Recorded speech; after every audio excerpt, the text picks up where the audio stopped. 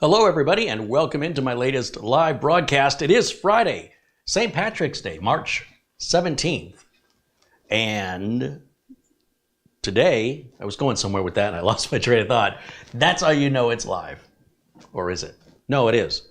Now, today we're going to do some more exploration of the many options of mini PCs that have sort of become very affordable. And a lot of new manufacturers are new to me in this space.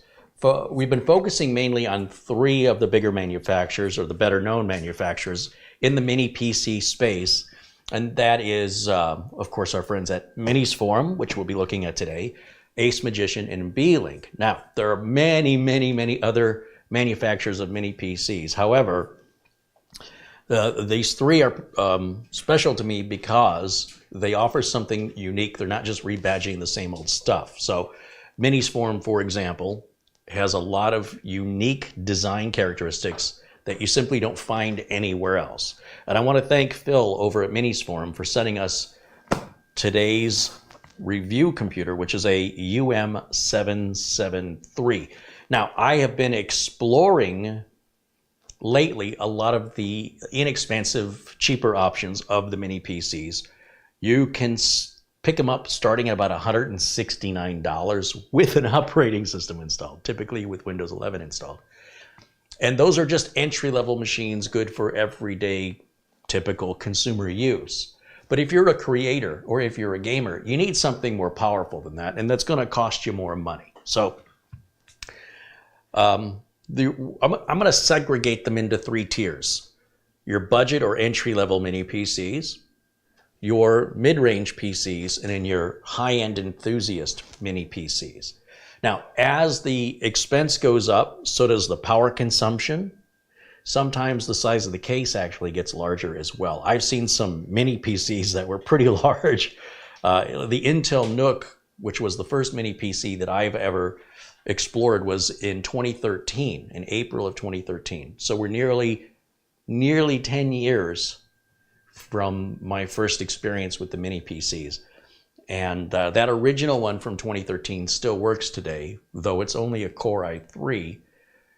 It's a bit less responsive than it used to be because of the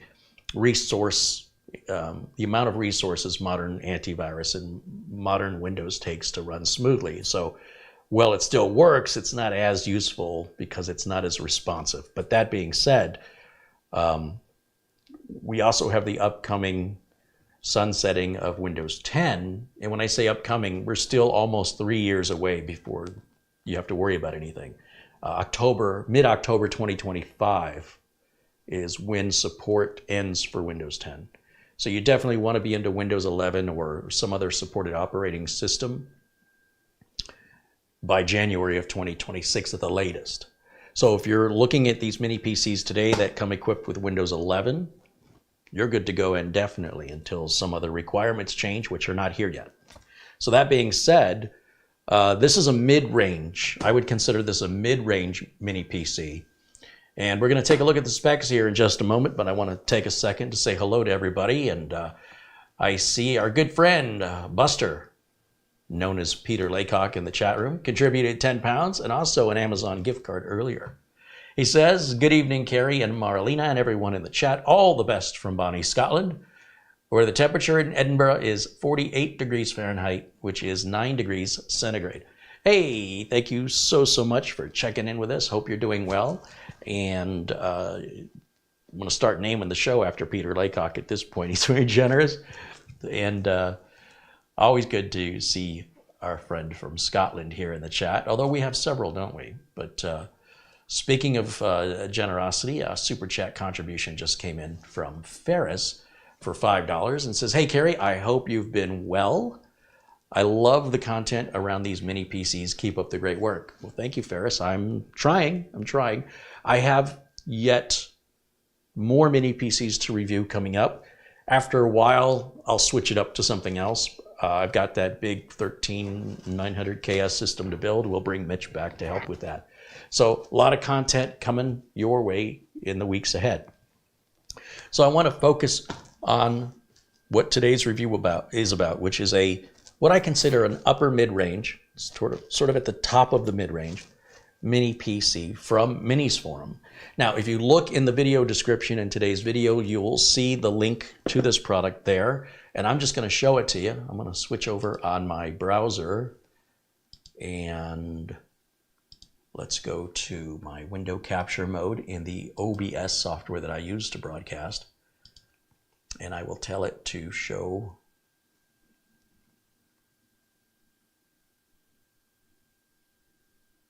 that screen if I can find it.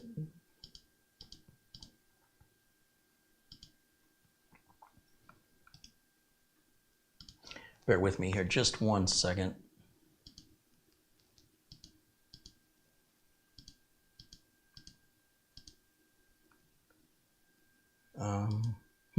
Doesn't seem to be letting me open that page. What is it bringing up? It's bringing up a blank screen. Okay, well that explains that. I don't know why it won't show my or share my Chrome page. Bear with me here as I deal with these little technical glitches while we're live. There it is. Okay, I don't know what happened, but now we should be able to see it. Okay, so this is what we're going to be looking at today. The Miniforum UM773 Lite. Now, I've got two links in the video description. One is a shortened URL that's going to take you to the main page. When you go to the main page, you're not going to see the computer.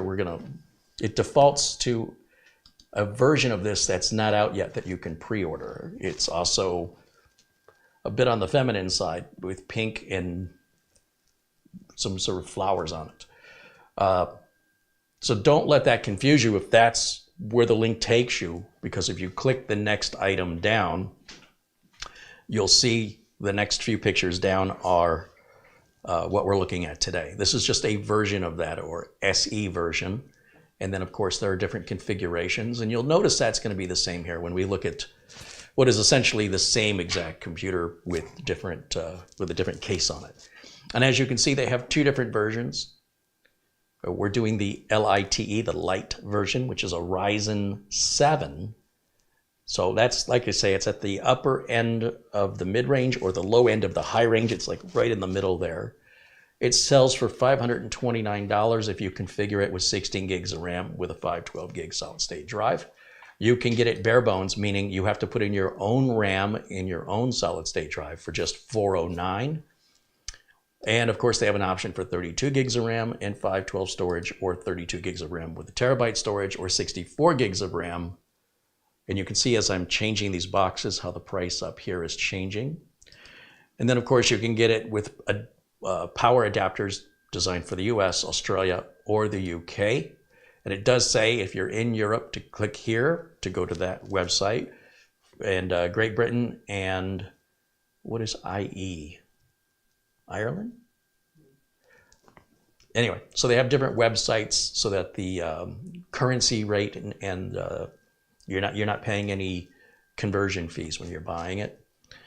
And we look at these pictures here. You'll notice, like before on the Miniforum PC we looked at before, it has that similar optional stand you can place it in, which I personally like.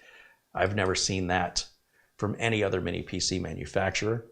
And like I said, Miniforum is apparently developing their own proprietary designs and configurations. Well, more than just the configuration. The entire cooling system and how they go about it is a bit more complex than most. And we will get the close-up camera out here in a second so I can show you the unboxing. Let me just make a few adjustments here in OBS. Okay.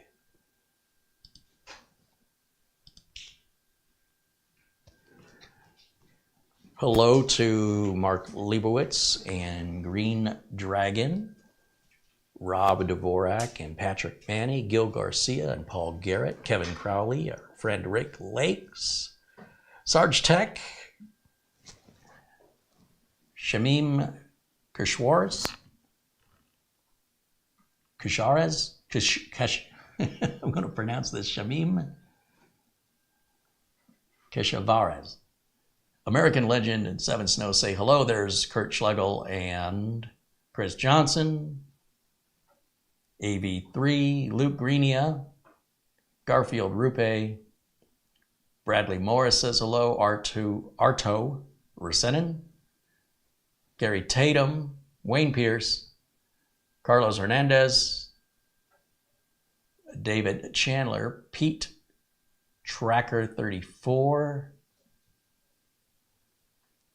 Paul Garrett says hello. It's Saturday morning here in Australia. Breakfast time, cornflakes and Carey. What a way to start the day. Sorry, it's not hot. It's Hal. Hal Grubbs says hello. Margain says hello. Thing1 sent me a really nice email the other day and an Amazon gift card. Thank you to Thing1 for that. And well, I haven't given it the full response it deserves. Maybe if Thing1 agrees, I'll share his email with the audience. If not, well, then that's fine too. And Ron Barnish saying hello, as well as Sherry McFarland. Always good to see my friends here. And Dave E. All right, I just want to give everybody a shout out. Hope I got everybody. Les Stevenson, Scott A., Steve Larkin, Curtis Stollery, Channel Zero, Fred Adcock, Horatio Alhej, Mortant, and Jeff H. All right, guys. Shall we get the close-up camera going? Should we get this moving? Put camera girl to work here. Let me activate the close-up camera.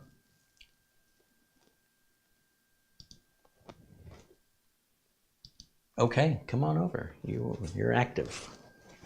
Come on over. All right, so this, get in here.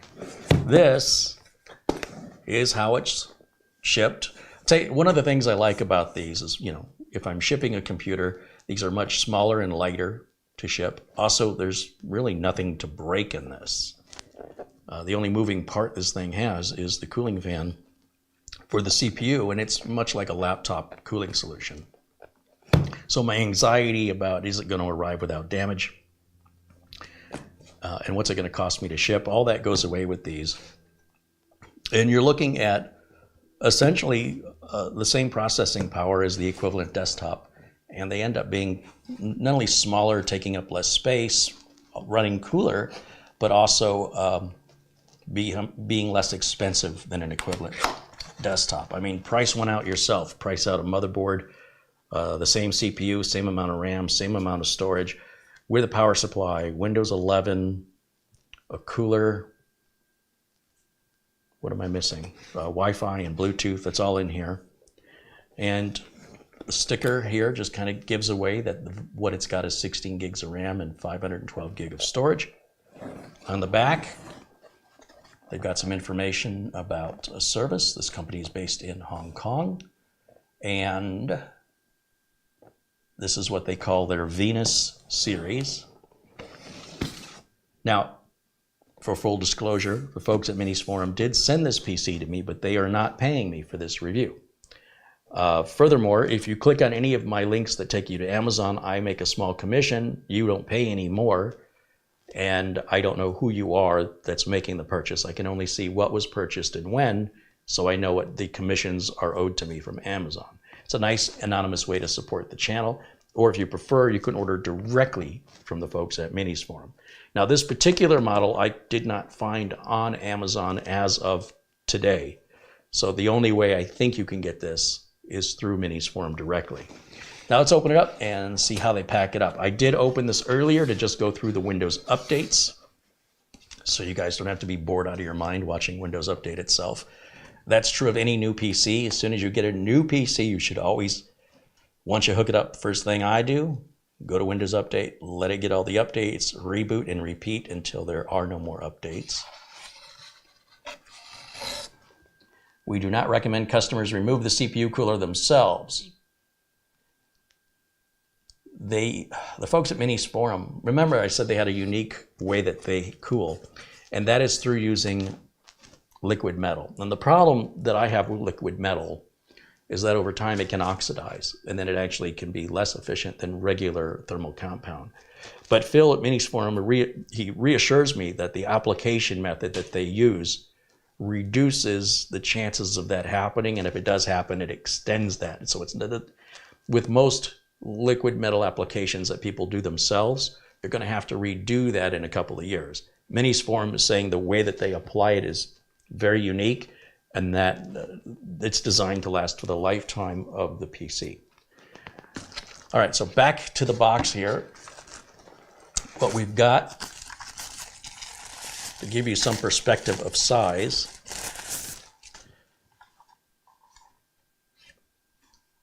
this is, I think, a little more than 5 inches each way and just a couple inches deep. We've got vents on each side.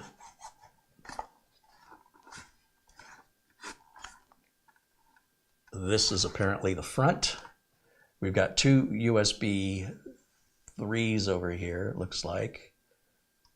This looks like a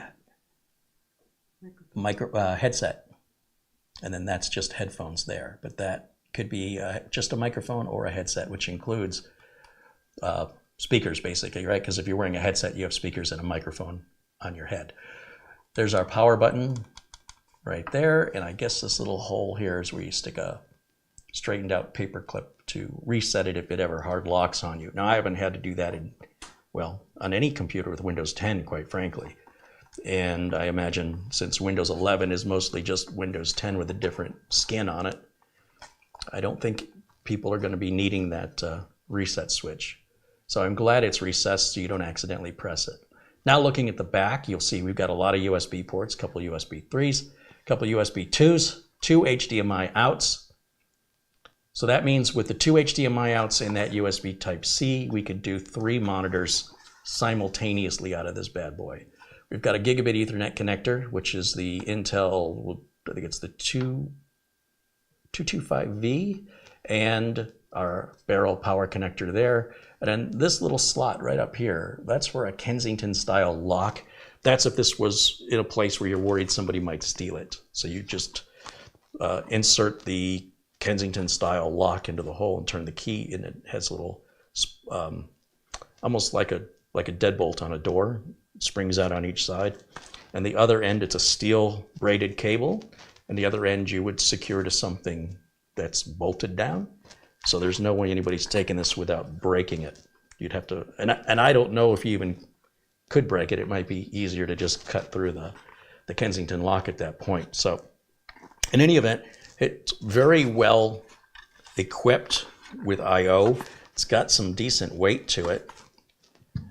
If we look back over in the box and see what else they've included, we have the power brick, which we are going to need. And that tells us all about the voltage requirements.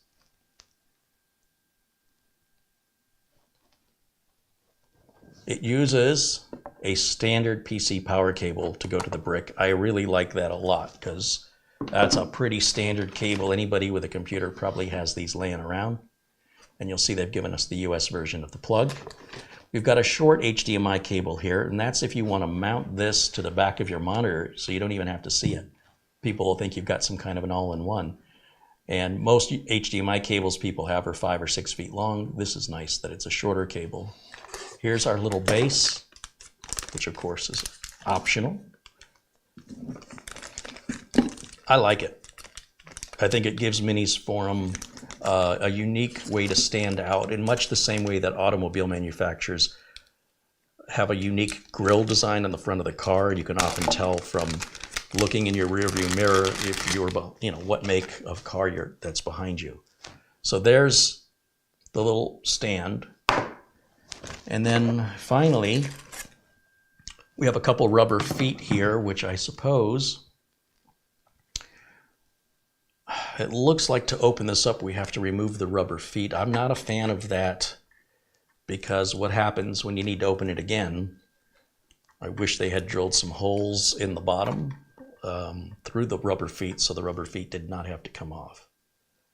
Not that that's the end of the world, it's just I open stuff up a lot. So My advice to you is, if you're going to buy one of these,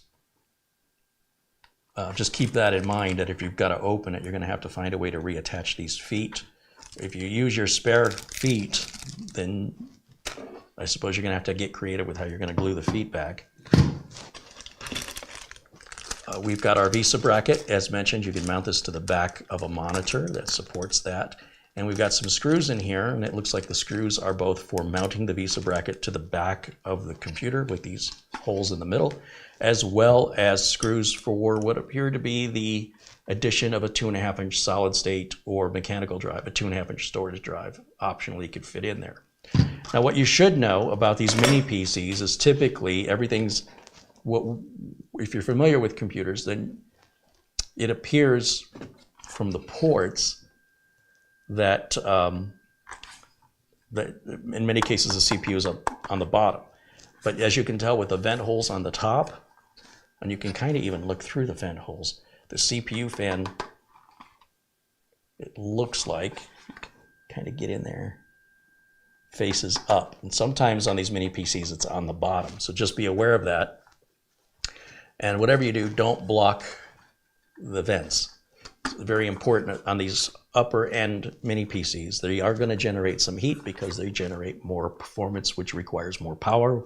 It's going to generate more heat. Pretty logical. I'm going to set this right here into the little stand, and it's a very tight fit. If you notice that little grommet there kind of slides around. That way it's not going to slide out. So that's what it's going to look like in the stand. I'm going to put the rest of this stuff back in the box because we don't need any of it. All we need is the power brick. And we're going to plug this in and turn it on. As I mentioned, off camera, I did updates on it, but I have not done any testing to see how fast the drive is or what sort of performance we actually get out of it. So we'll do that together live on camera. Roy Starman with a $10 contribution in Super Chat says, here's my late fee. Thanks, Roy Starman. All right, so let's see. I don't know how I want to situate that. Okay, let's start by putting the barrel connector in for power. We'll set that over there. I've got a keyboard and mouse that I'm going to use. This is just a pretty inexpensive, very small, lightweight, very portable keyboard and mouse. And it uses just this one dongle for both keyboard and mouse. And both keyboard and mouse have rechargeable batteries that charge up through USB, so I never have to replace batteries in these. I do turn them off even though they auto shut off after a certain amount of no activity, but that's just my OCD. When I'm done with something, I power it off to ensure to myself that I'm extending the battery life as much as possible. Not that it's a big deal to charge them. They don't take very long to charge up. Generally, I go about 3 or 4 months between charges. These keyboard mice combos, that's all in my Amazon store, which you'll find a link to in the video description, along with pretty much everything else you see in my videos, just so you know. Okay, so we got the keyboard, the mouse, the power brick. Now I have to plug a standard PC power cable into the power brick, and I've got to plug an HDMI cable into the capture card. So I'm going to step around, and let's see here. Got an HDMI cable right here.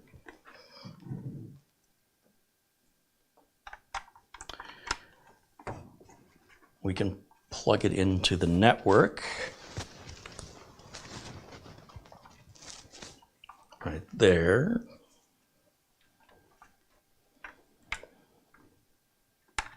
And as previously mentioned, a standard PC power cable. And I'll just leave it up there for now.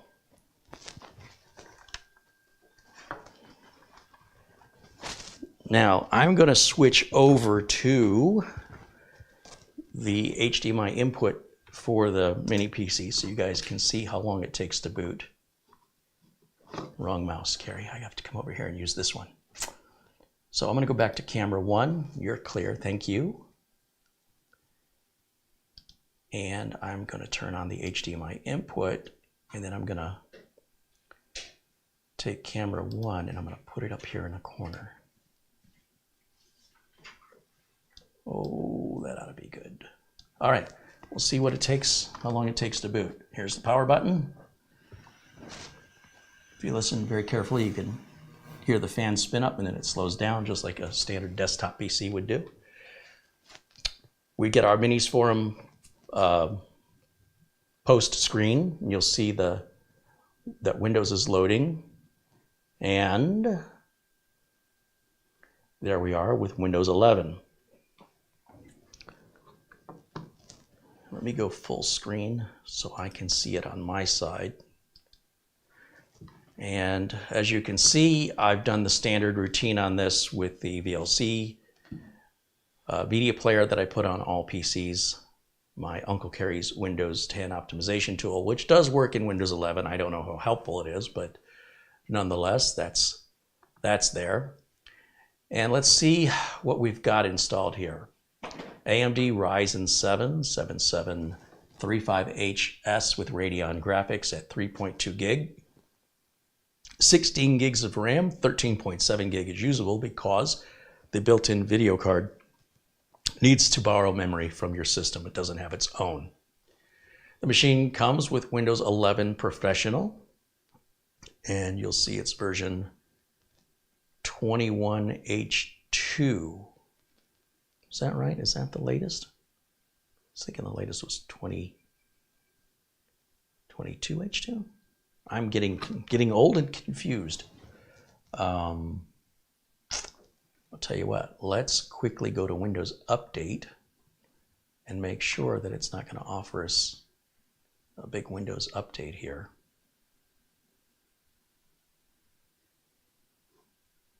Oh, I have to go here. Silly me. Here we go. It is downloading. It started downloading in the background. A cumulative update, and then of course it runs the Windows malicious software removal tool. Generally once a month. You'll see this a lot in Windows Update. If you're wondering what it is, it's always going to scan once a month to look for any malicious software, so you're not getting the same update over and over again. That does confuse some people. With regards to the size of the drive, let's see what it has here. Go to this PC, go to Properties, and it does have the 512 gig drive as advertised. That checks out. If I click on the hardware tab, we can see that it's made by Kingston. So it's a Kingston. Is it NVMe or SATA, solid state? For that, we would have to run a test or open it up and inspect it. And quite frankly, I really don't want to open this up. Let's see, where's my utilities? Here we go. Well, it's downloading the updates. I don't want to run any performance tests because it's not really fair. Well, it's trying to run the speed test while it's working in the background. It's not going to give us accurate results. But what I can do is copy over some of the PC testing software that I want to run once the updates are done. So we can use HW Info and Prime 95 if we want to torture it and see if it overheats. CPU-Z is a great utility to just verify all of the hardware, motherboard, RAM, all the details of the RAM. Crystal Disk Info and Crystal Disk Mark. I think we'll just grab Crystal Disk Mark because we know I use Crystal Disk Info to identify the make and model of the drive, but we can see it's a Kingston. So beyond that, I don't much care. And sometimes Crystal Disk Info doesn't give us that much detail. Sometimes it does, sometimes it doesn't. So we've copied those over. I don't think I need anything else off this USB flash drive. So I'll just go ahead and take that out, set it aside. And we'll kind of keep an eye on the updates. Now my internet connection is pretty slow here, so that's why I tried to get this done off camera.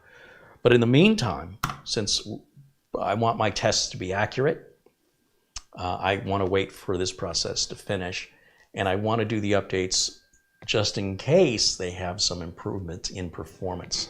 Updates generally offer better security, better reliability, and in some cases better performance. And it varies from one update to the other. My general rule of thumb is collect them all.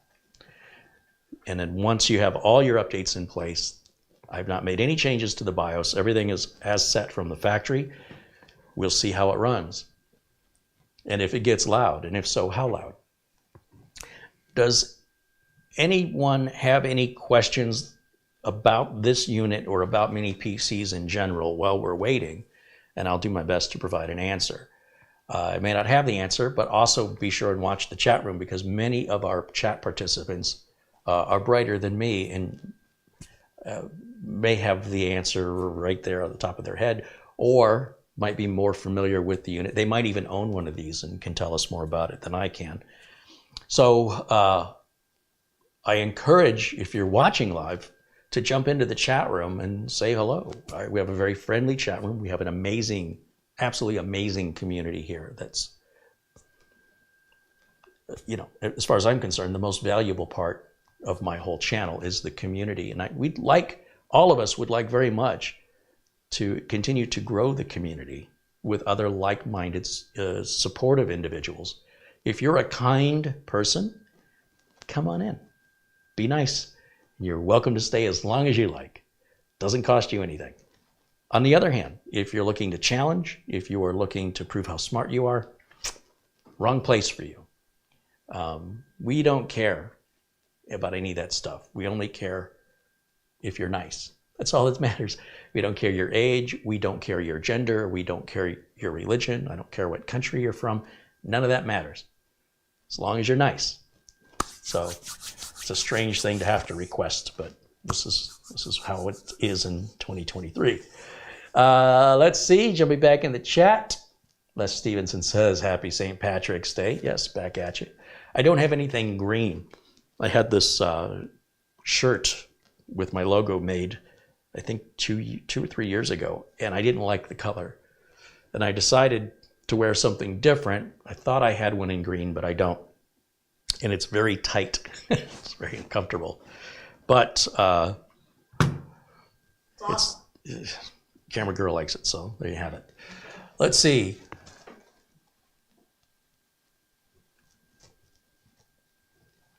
Richard Stillman said the reviews are great, but I'm missing the repair videos. Well, here's the thing, Richard. I just did a repair video 2 this week, but they're for members only. You can subscribe to the channel for free. The problem with the repair videos is a lot of clients don't want their machines shown to a bunch of strangers online. So I always have to get client permission. And when I switch over to members only on certain content, it's because it's not safe for me to put out to the public. So repair videos, well, I'm not doing as many of them. I just did one this week. It was pretty interesting too. I think, what did I do that? Tuesday and Wednesday, or yesterday. Yeah. Wednesday and Thursday. And there was kind of a lesson there to be learned in it. And of course, our good friend Doug Betts from Live Windows Training with Doug Betts' YouTube channel called in. And when I do those members only videos, they stay members only. They never become public because there's information conveyed there that I wouldn't convey in a regular public video that anybody could potentially use to harass me or identify the customer to harass them. That's unfortunate. I know the people that pay the membership fee, they're there for the right reason, and I want to give them exclusive content to reward them for supporting me and for making more of these videos possible. Now, that being said, if you have a repair that you need done, it's Windows 10 or Windows 11, and you want to reach out to me and see if there's something that I can do to help you to show the repair, you feel free to reach out to me at my email address and see if we can work something out. Just bear in mind, I'm in Phoenix, and it costs around $100, $130 to ship a regular tower computer across the United States. I can't help anybody outside of the US because of import and export issues and the likelihood of damage given that distance of shipping. So, of course, if you're local to the Phoenix or Maricopa County area, certainly reach out. That's much, much easier to pick up or drop off, have a computer dropped off than dealing with the mail. That being said, I appreciate the feedback and do know there is other content that you don't know is there if you're not a member. And again, it's unfortunate I had to do it, but I'm glad I did, because it really, I know when I make those members only videos, nobody's going to attack me. You know, I don't have to be defensive. I don't have to be cautious about what I show. I'm not under the magnifying glass, you know, of scrutiny. So it's more relaxed. It's more like just some friends hanging out. And because of them, I'm able to make more content. Because of their monthly contributions to become members, that money all goes back into the channel. So in any event, that's why things are shifting and changing, is just so I can keep making videos and keep making them more often. And the people who enable that, I make content just for them as my way of showing gratitude. Okay, let's see.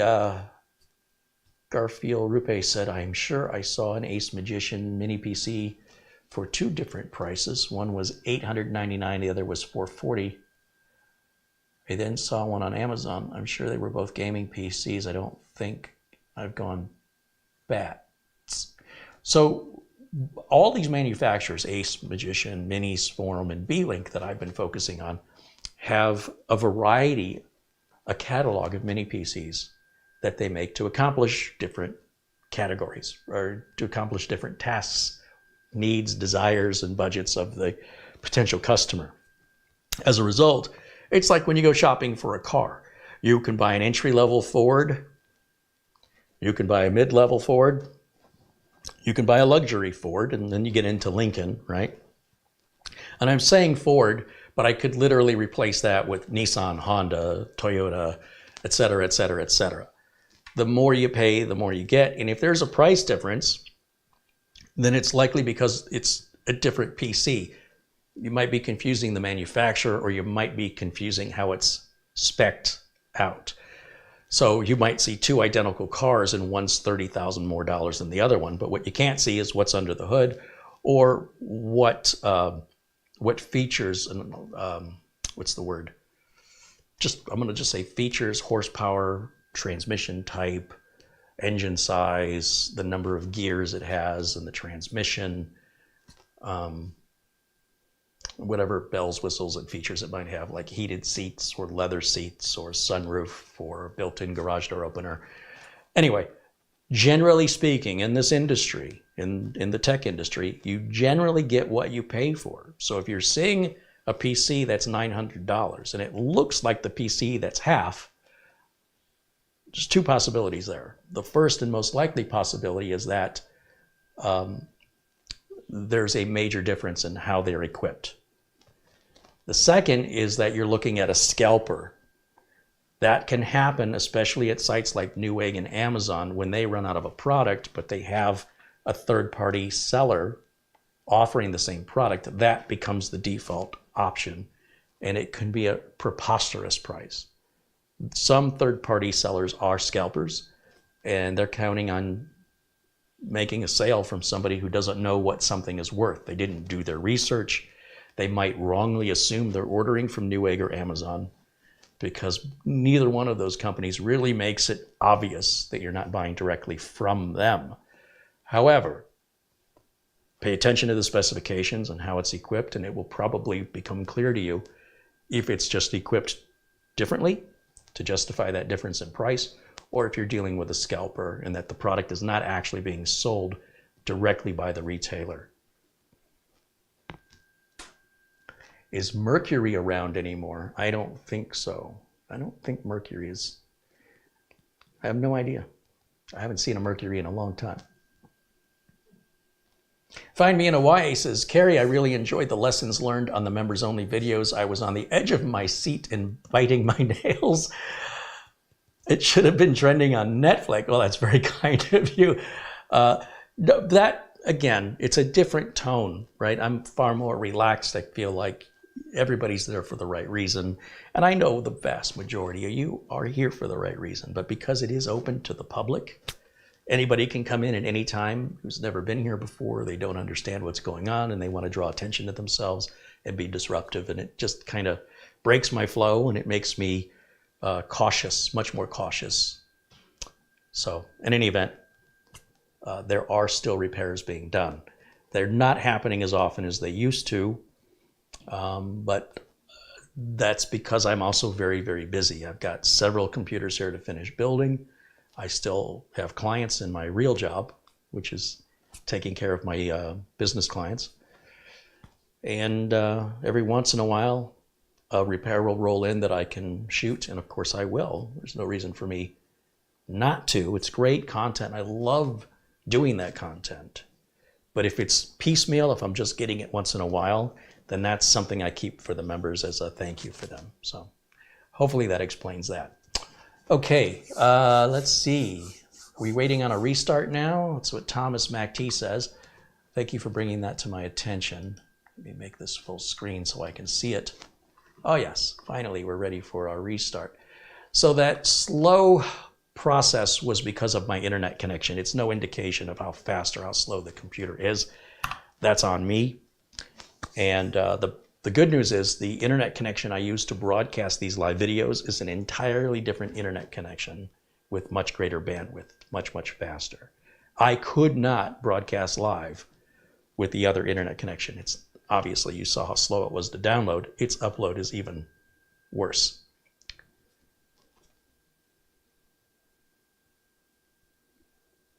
Andy says, would you consider doing a repair for non-members? Well, first there's a couple things here, Andy. It's not a matter of punishing anybody. It's about rewarding. It's about giving back to the people who give to me. It's also about having consent from somebody who has a repair that they will allow that to be shown in a live public video worldwide. You'd be surprised how many people are like, I'd rather not. Understand that there's nothing in it for them to allow me to do that. If a person consents to allowing it, I'm more than happy to showing it as a public video. However, if there is nothing rewarding members, then there's no incentive to become a member. So there's a delicate balance to walk there. If I have 3 repairs to do, I will obviously at least show one of them on the public side of things and probably do the other 2 on the private or members only side of things, once again, to incentivize people to become members and to reward those who have become members. Because without the members, I'd be lucky to get 1 video a month done.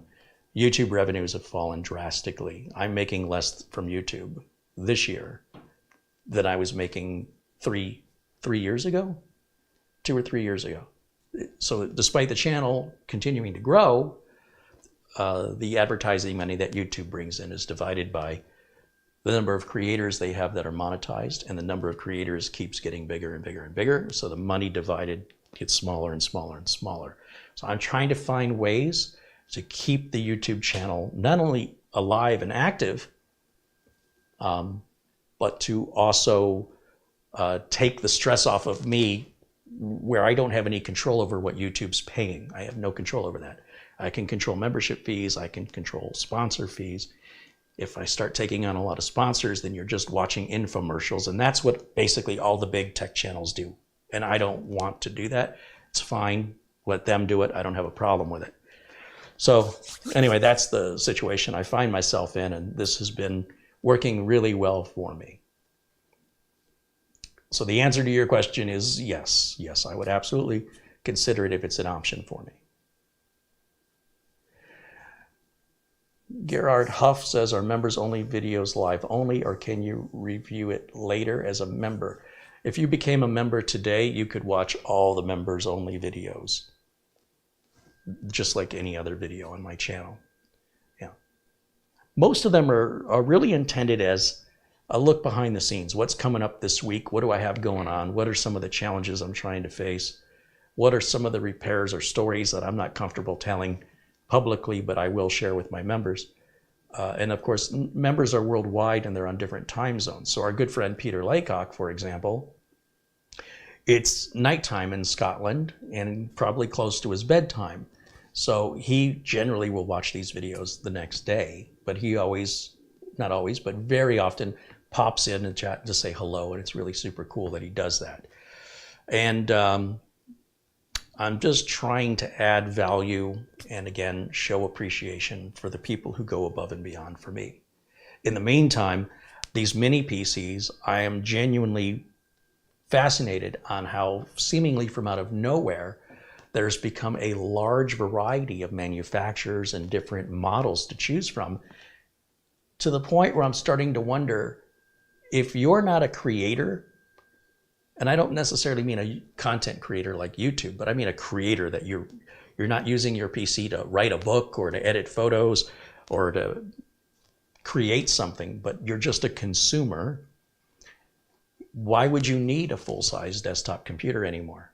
Unless you're a gamer and you really want the high-end video resolution and frame rates, you can still do more or less the same thing on a mini PC, even to the extent of getting one with a Thunderbolt connection and putting an external desktop GPU and plugging it in. And you can do that, probably would still save you money. However, it's still going to be very expensive if you were going to do that. So what I'm trying to do, because of this shift in the industry, I'm trying to see what the caveats are, if there are any, to saving money, getting a smaller computer, takes up less space. They're designed to just run forever, right? So basically there's no moving parts except for the CPU fan. And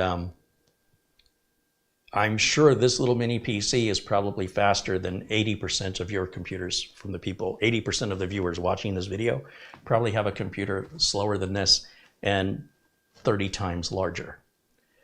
Now, you can't even hear this computer. It's dead silent right now, but I'm sure if we start to really torture it, we'll hear that fan kick on just as you would with any computer. But we're not dealing with one of those Noctua DH15s that are this big. You know, it's a standard laptop style cooler. And apart from upgrading the solid state drive and the RAM and potentially the Wi-Fi adapter, what other upgrades do people do, generally speaking? So in that regard, I'm all on board with these mini PCs because they've become imperceptibly different. You can't tell a difference for the equivalent mini PC to the equivalent desktop. But you can see the difference in your wallet. It's used to cost more to get everything smaller. But now, not only is it smaller, it also uses less power because we're using laptop designed CPUs, generally speaking, more often than not, which use less power. That also means they don't generate as much heat. And you know, look, where you have heat, you're going to have wear, and when you have wear, you will have eventual failure. So that's why I say these things should last until they're no longer useful, but that's not a limitation or an issue with the electronics failing, but just that as the operating system continues to evolve and as our needs as users continue to evolve. Something like this that seems reasonably powerful today may not seem so powerful if we're all integrating AI processes into our own desktop computers, which can be very resource intensive. It's hard to say which way things go. More and more things are moving to online, and so the emphasis really is on having a better internet connection and letting the big companies host all those big servers for the large computing tasks, offloading those large computing tasks off of our computers, requiring less power unless you're a creator, which most computer buyers are not creators. There's fewer typewriters than there are books. If you need a typewriter, if you're going to write a book. So somebody who reads books go, I don't know why anybody would need a word processor or a typewriter. It doesn't make any sense to me. Well, because they're not a writer. But they don't think about what they're reading. What was it created with? It was created with a typewriter or a word processor. Without those, you wouldn't have the books. Or you'd have fewer books if you had to write them off.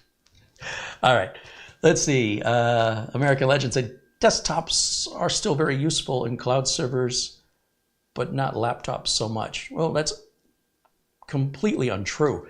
You see, what ends up happening in the public is a lot of people have a very myopic vision, in my opinion, of anybody else's needs but their own.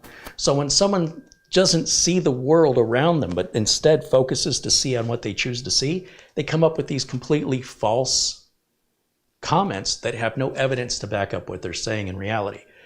Laptops are selling like hotcakes. Tablets are selling like hotcakes. Smartphones and desktops. There's over 300 million computers sold every year worldwide. Worldwide, 300 million. So who's buying them? And that's a combination of desktops, laptops, tablets, smartphones. In fact, in that 300 million number, tablets and smartphones aren't even considered. We're just talking desktops and laptops. So the industry sort of speaks for itself as to what the general population wants. What an individual wants rarely represents what the population wants, sometimes. But it depends on the individual, what their budget is and what their needs and expectations are. And it varies person to person. That's why when you go to a restaurant, you get a menu. You don't just get one thing and everybody eats the same, generally speaking. All right, let's see. We're back at the desktop. Let me get back to this here for a second. And let's go to Windows Update one more time. I just want to make sure that I've got all the updates. I'm a little curious why that, I swear it's 22H2 that's current, isn't it? If Microsoft is holding that back for some reason. Sometimes they'll hold back a big update if there's a known potential issue with something. No, there it is, Windows 11 version 22H2. Now I don't know why 22H2 wasn't already pre-installed on this machine from Miniforum. It's been out for a while now, and I'm a bit surprised at that. But it's a very, very important update. If I think all updates are important, these big updates, these are the ones that come out, well, they were biannual. I think now they're just annual. They're massive, and they're going to extend the life support cycle of your operating system. So 21H2 has an end of life, I think in like 2 years. But when you put on 22H2, the end of life is like in 4 years, and by then there'll be a 23H2. That's why it's also important to keep up to date, not just for security, feature enhancements, and potential performance improvements, but also so that you continue to have a supported operating system to keep you safe online.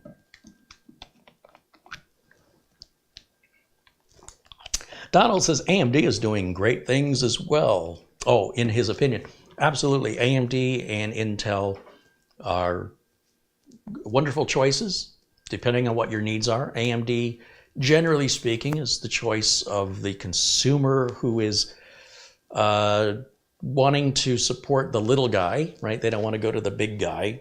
Americans love underdogs, and if the underdog gets to be successful, they want to knock it off its perch to teach it a lesson. Bring it down to size. As long as you're, the underdog, generally speaking, people are behind you, but the minute you succeed, people want to knock you off your perch. And I see this over and over and over again. Me personally, I don't really care if it's AMD or Intel. It's not like I'm going to use the computer any differently. But when I have to support a computer for the businesses, the problem I've had with AMD systems are the motherboards, which of course AMD doesn't make. Very rarely have a problem with the CPU itself. But needless to say, or regardless, I build what my customers want. If a customer says, I want you to build me an AMD, I build them an AMD. If a customer says, I want you to build me an Intel, I build them an Intel. That's what my job is. So this idea of picking a side is silly to me. Doesn't make any sense why I would root for a faceless, soulless corporation. I just want to stay in business. And I want to make sure my customers are happy, so they'll come back again. Tim Teal says that 22H2 was not installed on the Camrui either. It took a couple days to finally get it to install. Yeah, so I don't know if that's because they're using a system image that was created, obviously it was created before 22H2 was released, but I don't know how long it is from the time the systems are manufactured to being shipped out to the US to a distribution warehouse to then ending up at the consumer's final destination. That could be months. And if that's the case, then when this whole process started, say in this may have been sitting on a shelf a while, or could have been in transportation. Since it's coming from Hong Kong here to the US, it's obviously going to take a while to get here.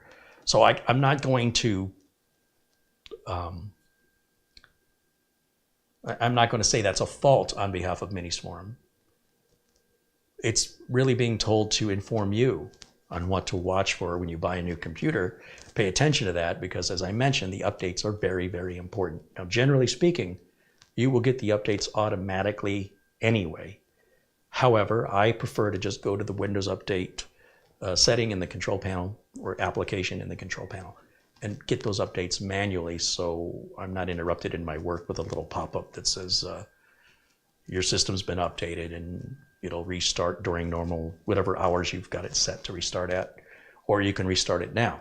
It just annoys me. So by getting the updates on my own schedule, I'm being proactive instead of being reactive.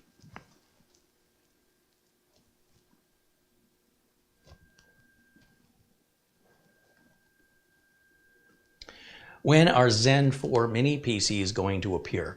You know, I don't know.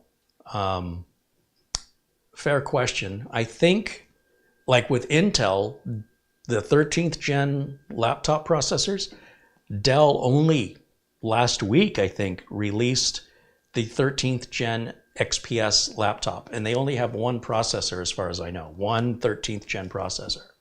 And you know, 13th gen's been out since, what's been 6 months? And just now, Dell finally has one 13th gen processor version of the XPS laptop available for sale. And I'm an Intel guy myself. I prefer, for my own use, I prefer Intel. But nothing against AMD. I don't have any particular issue with AMD. Because I sell more Intel, Intel-based computers, I like to familiarize myself so that when the support calls come in, I don't have to Google it, look it up, and research it. And AMD has so many other chips, and they keep depreciating so quickly that it's very difficult for me to turn a profit with it, as well as the support costs. So it's fine as a consumer-based machine. I don't have a particular issue with AMD. I do have some concern with some of the motherboards, and it's hard to know how they're going to last. You just have to buy one and wait it out. Whereas with Intel, I have a tried and true, 13 generations of essentially the same architecture. So every time AMD introduces a new architecture, it's great to see them evolve. But at the same time, it opens up Pandora's box of what are these new problems we're going to have on a new platform, and what's the reliability going to be, the build quality going to be. It keeps changing. And then because they're doing it so rapidly, the price of an AMD chip typically falls to 50%, 75%, 50% of what it originally retailed for just 3 months earlier. So as far as an investment goes, AMD chips tend to depreciate rapidly, whereas Intel chips tend to hold their value much longer. But that can always change. That's just the marketplace. For me, what's important is my customers get what they want, and that they're happy with what they want, and that I'm not losing money because they're calling with issues because we have some new platform. But if a customer absolutely wants that new platform, I do warn them about the potential for increased need for support if they're prepared for that potential. And that's true if Intel came out with a new architecture. It would be it's not just one way. We're on a 13th generation of the same architecture. So when there's a new architecture introduced, we run into new issues. Compatibility, and compatibility could be anything from RAM compatibility to software compatibility, potentially. And Garrett has become a supporter. Well, wonderful, Garrett. Thank you for supporting the channel. Welcome into the Tech Club. Patrick Manning said Dell's XPS 13th Gen desktops are in the $3,500 to $4,000 range. They're very expensive, and there's only 3 or 4 models. Yeah, well, the XPS is sort of like their enthusiast level of computer. And the 13th Gen laptops that Dell is selling, the Dell XPS 13th Gen, if you spec those out with an 8 terabyte NVMe drive and 64 gigs of RAM, you're going to get about a price tag of around $5,000. It's a little too rich for my blood. The Dell XPS I'm still running today is a 8th Gen Intel. Okay, so today's video, though, of course, is about the mini PCs, but it goes to show you how many of these you could buy for the price of one of those. Of course, it's not going to have an 8 terabyte drive in it and 64 gigs of RAM at this price that we're talking about today, but you could totally do that and still be nowhere near that price. All right, let's take a look at, oh, we're still downloading. Okay, let me look in the chat and see if there's other questions I can address here.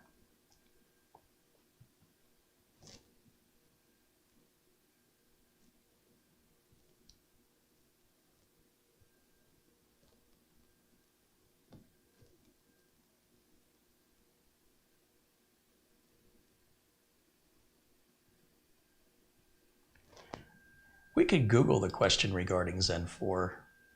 I could also reach out to my contact, Phil, at Miniforum to see if they've got anything in the works. Let's see, when will Zen 4 mini PCs appear?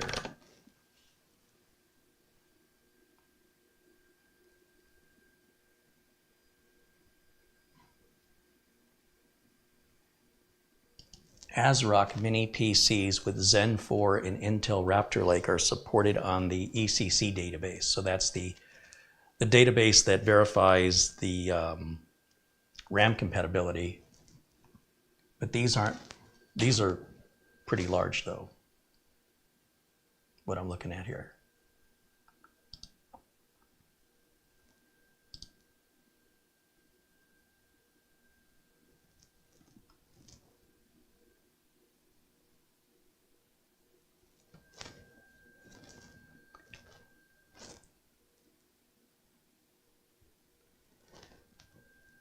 ER in the chat room says, do you think one day AMD will have better support for their CPUs? I don't think it's on AMD. I think it's on the motherboard manufacturers. When I have to fix an AMD-based computer, more times than not, the problem is related to the motherboard, not the chip itself. So it's no dig on AMD. I don't know why it is. I don't know why I've seen so many issues with motherboards on the AMD platform. So when I talk about my preference of Intel versus AMD, I'm talking about not just the CPU. Because let's face it, if all I needed was the CPU, I'd have no issue. But the fact is the CPU needs a motherboard, and that motherboard's got to have a chipset, and it's got to have VRMs, and it's got to have cooling, and it's got to have proper power delivery, and it's got to have, compatibility in the BIOS for the RAM that we install, and it's got to have storage. It's all of these things together. And so by just simply focusing on one part that is dependent on all the other parts, if any one of the other parts doesn't hold up as well, then that individual part, I'm going to avoid it. I'm going to avoid that platform so that I don't lose my shirt and my reputation on support. But again, I do build whatever the customers want me to build. I want to emphasize that. This is not picking red or blue. This is not a fanboy choice. I have costs involved in being in business. Every business has expenses, and support is one of the single largest expenses a computer company has. And of course, they don't want to offer support. And if they do, it's typically very limited because consumers these days can't seem to tell a difference between what support is and what tutoring is. When somebody calls support and says, I can't get my computer to do X, Y, Z, and we find out it's because the customer doesn't know how, that's private tutoring they're asking for. That's not a technical support problem. And so companies got tired of being abused in this way by the consumer because they were losing a lot of money. They would keep their tech support representatives on the phone too long trying to educate somebody over an issue that has to do with educating the user versus any product problem, workmanship problem, warranty related problem. So then the hold times get longer for everybody else wanting to call, so you have to hire more people to answer the phones, or you get your customers upset that they're on hold too long and they just badmouth you and say they won't buy your stuff ever again because when they needed you, you weren't there for them. I deal with that, right? If my customers don't get an answer within a reasonable period of time, it's very reasonable for them to take their business somewhere else. They've got things to do and they can't do them until they get the answer to their problem. But if the answer to their problem is an educational issue, it's a fine line to walk to very gently tell the customer that's not a support issue. In the meantime, if the streaming computer here to my right, if that was an AMD, you'd never know. For all you know, it could be. It's not like there's any difference in how the computer works. So to pick one over the other doesn't make any sense to me on an emotional level, which is what a lot of people do. They pick the underdog, and I get it. I'm a big fan of the underdog. I see myself as an underdog here in YouTube and in life in general. But, if you make it, well, when it was Bill Gates versus IBM, we're all rooting for Bill Gates. And now, because Bill Gates has ended up to be so successful, there's a lot of people that don't like him because of his success. It's very strange, the psychology of the world. And I don't quite understand it, but I can't deny that does seem to be a recurring pattern. That being said, with these mini PCs, it doesn't matter to me if they're Intel or AMD. I so far have not been able to see any difference in reliability. However, I haven't had them very long. So we just have to see how, as the years go by, if one platform seems more reliable than the other platform. Because I'm in business, the number of computers I see is far greater, far, far greater than that of the average ordinary computer user. So my sample data is much larger, and I feel like not only is my anecdotal experience going to tell me which platform is more reliable, it's going to show up in my bottom line and whether or not I can stay in business. So it's very important to me that my customers remain happy so that they'll keep coming back. And if that's from selling them AMD, I'm selling them AMD. And if that's from selling them Intel, then I'm selling them Intel.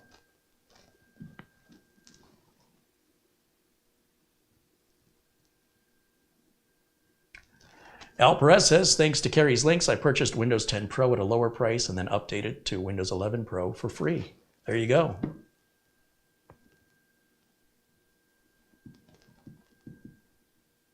Mike Visions with a £5 contribution says, good day, everyone. Hope you're all in good health. Just a little tip for the channel, Carey. Well, thank you, Mike. Appreciate you, as always. Jamie McGregor is now a member. Welcome to the Tech Club, Jamie.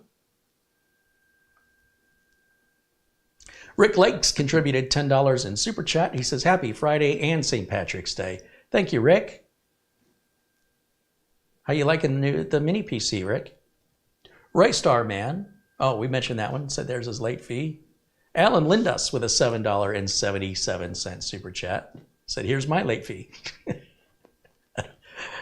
They're being silly. There are no late fees if you're new here and confused. Hopefully I got everybody there. I always like to give a shout out to the folks that are generous and thoughtful enough to help support the channel in that way. So thank you guys. Thank you so much. Is there a Uncle Carey's Windows 11 optimizer? There is not. The Windows 10 optimizer does work on Windows 11, but how much of a difference it makes, I can't really tell you. It's not been thoroughly vetted out by me personally because I don't have any Windows 11 computers. When my customers start switching to Windows 11 and I have to support it, when I see that day approaching, which is probably going to be starting January of 2024. So, no, January of 2025. So 2.5 years from now, year and a half from now, I will probably start putting Windows 11 on everything so I can stay a step ahead of my customers and answer any questions or problems that they have making that transition to Windows 11. Because that'll give us 10.5 months, or gives me 10.5 months from January of 2025 until October 14th of 2025 to get up to speed, because October 14th is the cutoff date for the support of Windows 10, unless Microsoft extends it, which I don't expect they will. And that's plenty of time. That's a long way off, so I have no anxiety or concern about it as of now. As we approach that, it will be worth my time and effort to invest in updating the Windows 11 optimizer, unless Windows 12 comes out between then and now, which is possible. There's a lot of rumors. They're just rumors.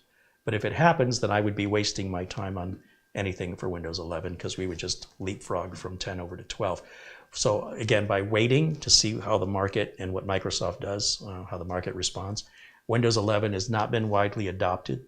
It's still relatively got a small percentage of desktops that it's installed on, or computers that it's installed on. It's not making Microsoft too happy, and they're getting more and more aggressive about trying to convince people to install it. If they have a PR problem with Windows 11, it can only be solved by rebadging it as Windows 12. That's why, despite fixing all the issues with Windows Vista, Microsoft could not get past the public perception of it not being good, even when the issues were fixed. And so by saying, okay, well, now it's Windows 7, it's convincing the public it's new and fresh, when it's essentially just built upon Windows Vista, a lot of it. And then when Windows 8 didn't do well, and then 8.1, they fixed a lot of the issues. Once the public is soured, it's hard to convince them to give it another try. So then it's, okay, Windows 10 then, right? Which is nothing more than really Windows 8, but it's got some significant interface changes.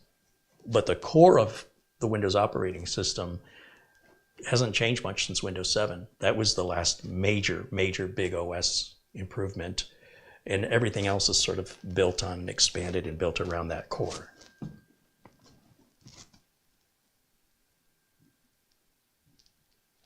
David Nation says the optimizer works fine on Windows 11. Yes, yeah. So yeah, it does work on Windows 11. As I said, I've run it on this machine, and I've run it on other machines. I just don't know how much benefit there is to it. I know what the benefit was on Windows 10. I don't know what the benefit is on Windows 11 yet.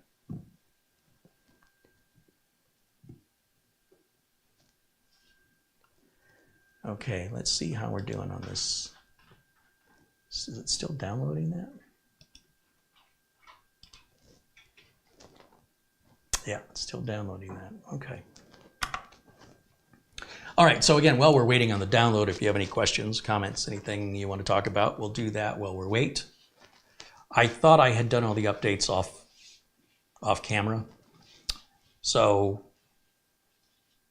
apparently I didn't. So I apologize for that. I was trying to avoid going through this waiting process, and I don't want to review a product that isn't up to date. I don't feel the results of the tests will be accurate until all the updates are put on.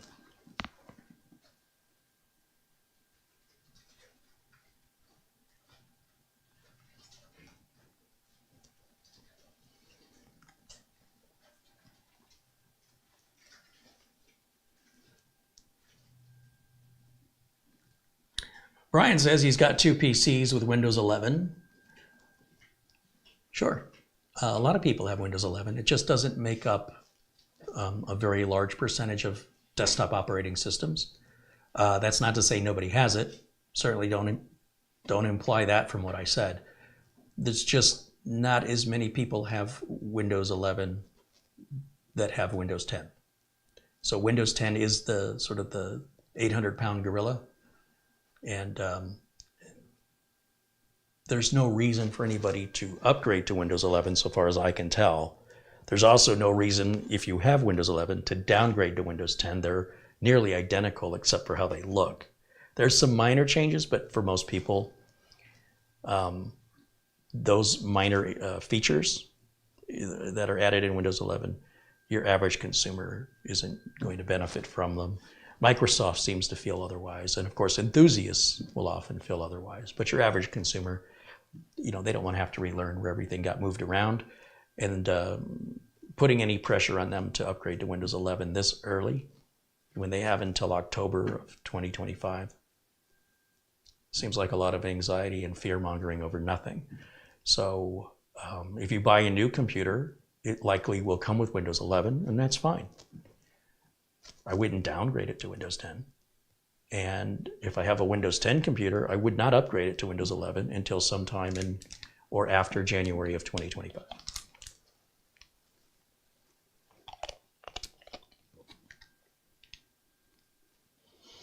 Patrick Kursaw said he's got one of each, a Windows 10 and a Windows 11. Hey, that's good. That keeps you familiar with both operating systems. Nothing wrong with that.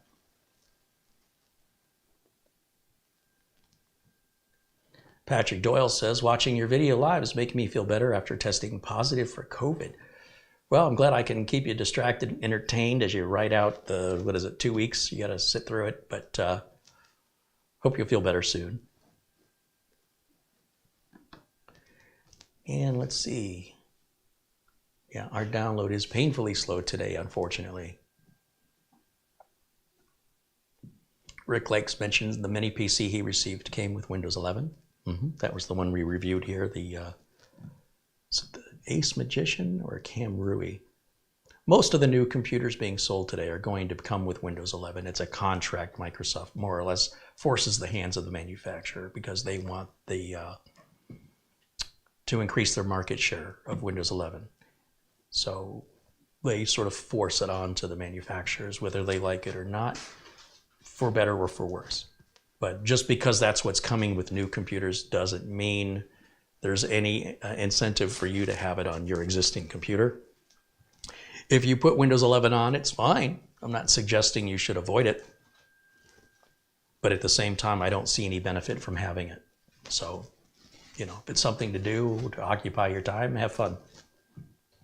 But it's nothing that's as important as like these updates. These are important.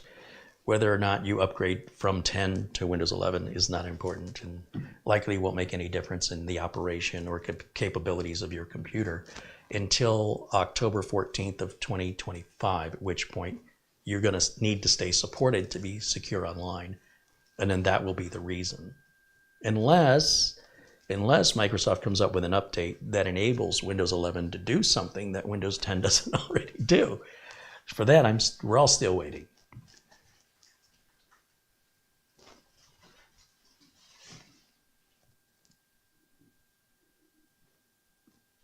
Paul says he notices more problems with Chrome rather than Windows 11. Yeah, sure. And of course, every application gets updated, whether you're doing a Photoshop or Adobe Acrobat, QuickBooks, Quicken, they always get updated. They always keep changing. People tend to prefer what they're familiar with.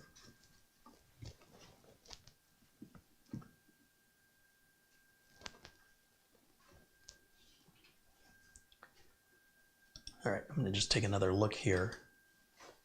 89% downloaded. As I continue to bide my time, let's see. I want to go back over to Miniforum's website. And I want to see what they're boasting about here. So we're going to switch over on OBS to my window capture.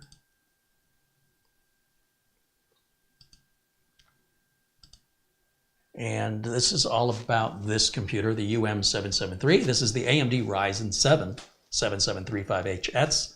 That's a 7th gen, or a Ryzen 7000, Ryzen 7000 series CPU with the RDNA 2 architecture with the built-in graphics, the AMD Radeon 680M. So if you're a gamer and you're going to use onboard graphics, AMD's onboard graphics are much better than Intel's in regard to gaming, but they're still built-in graphics. So for what it is, it's actually quite impressive, but it's not really comparable to a proper discrete graphics card. It does have USB 4. Oh, I didn't realize that. So a USB 4 port, which can transfer up to 40 gigabits per second of data, that's impressive. Mentions their heat efficiency, or sorry, high efficiency heat dissipation and how they've designed it.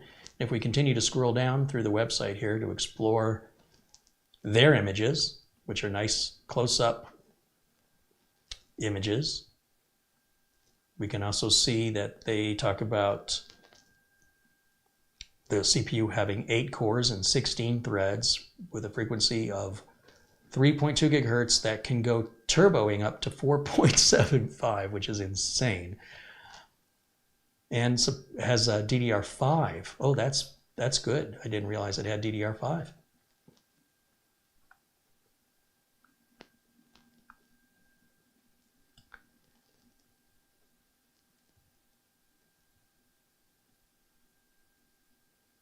So here they're comparing the 6000 series Ryzen to the 7000 series. In general, from one generation of chip, whether it's Intel or AMD, to the next generation, you're looking at about an average of a 10% increase. So an annual upgrade isn't really necessary. After about 3, 4, 5 years, that's why you start noticing the difference in the upgrade. This talks a little bit about the integrated graphics, the 680M based on RDNA 2 architecture. It shows it's 225% better than the 5800. So going back 2 generations of chip. On the GPU side of things, massively a big improvement there. It says the UM773 Lite offers satisfying results in productivity and entertainment. Finishing office routines, watching films, and playing games are easier than ever. Yeah, with those specs, that certainly sounds about right to me.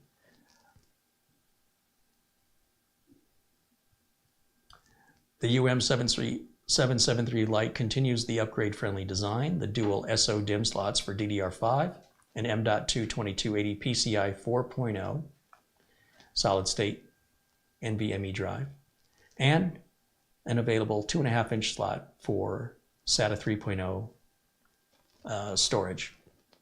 They're calling it HDD, but it could also be solid-state or mechanical. Is something you can add to expand your storage, but you wouldn't want to boot from that. This will support up to 64 gigs of RAM. And there's a breakout of what it looks like inside. The laptop style cooler here with liquid metal as the thermal conductor between the top of the CPU and the bottom of the heatsink, which is how they're able to control those temps without cranking the fan up so loud. And then you can see here where the optional 2.5-inch storage drive can go. They've got a mechanical drive in here, but a solid state drive will work as easily in the same. And then the 2 RAM slots above that. The thermal system allows the UM773 Lite to run at full load with relatively low temperatures and noise. The upgraded craftsmanship improves the stability and efficiency of liquid metal cooling. The liquid metal is able to transmit heat quickly. Furthermore, the smart fan with 120 blades can run at high RPM at a lower noise level. That's showing you how where the cold air, or the blue arrows, is pulled into the machine, and then the red arrows is showing the output path of the air. It's always important that the air flows in one direction, and in this case, having, and I've mentioned this on desktops, having a rear case fan or an exhaust fan at the top of the case, you're still moving the air essentially from front to back. That's what's important. It also draws cool air in, as it's shown here, from the bottom. And I think I might have this thing upside down.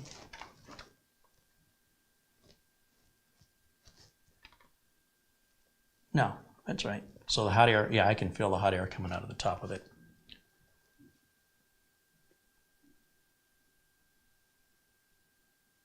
Ah, that's why they say it's got 120 blades. That makes sense now.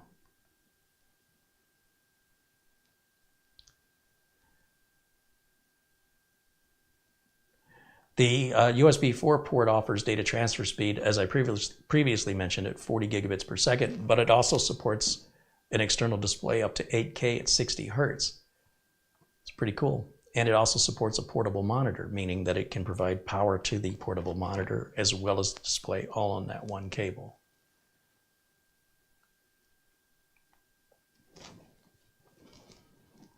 So if you used all the HDMI and the USB 4, you could have 3 4K displays running at 60 hertz simultaneously.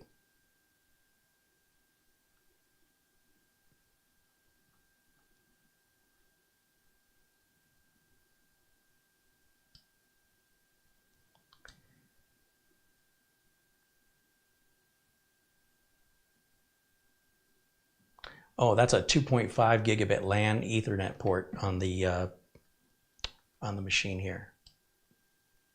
I didn't realize that was 2.5 gig. That's becoming more and more standard on motherboards nowadays.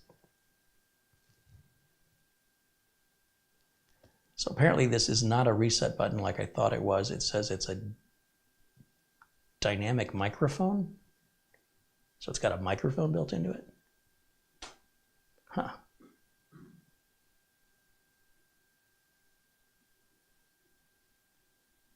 There's length and width at 128 millimeters and height at 48.2 millimeters.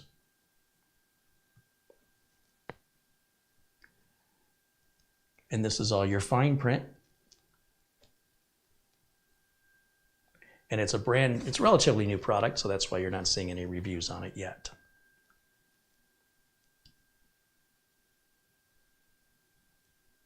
And again, this is at Miniforum's website, which of course you can peruse through,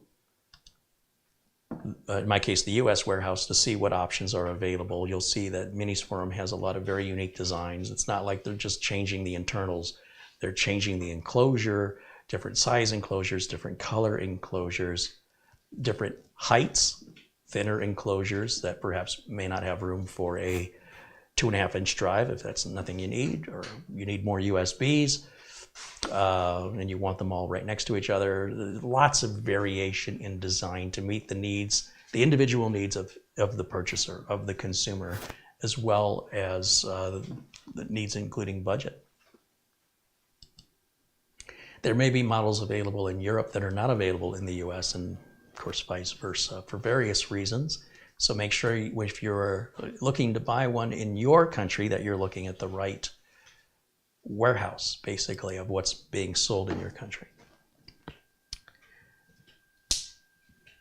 All right, let me see if I can go back now to check on our computer here. Looks like it's still downloading. Wonderful. All right, so I'll go back over to chat and see what you guys are talking about. If we have any other questions I can answer for you.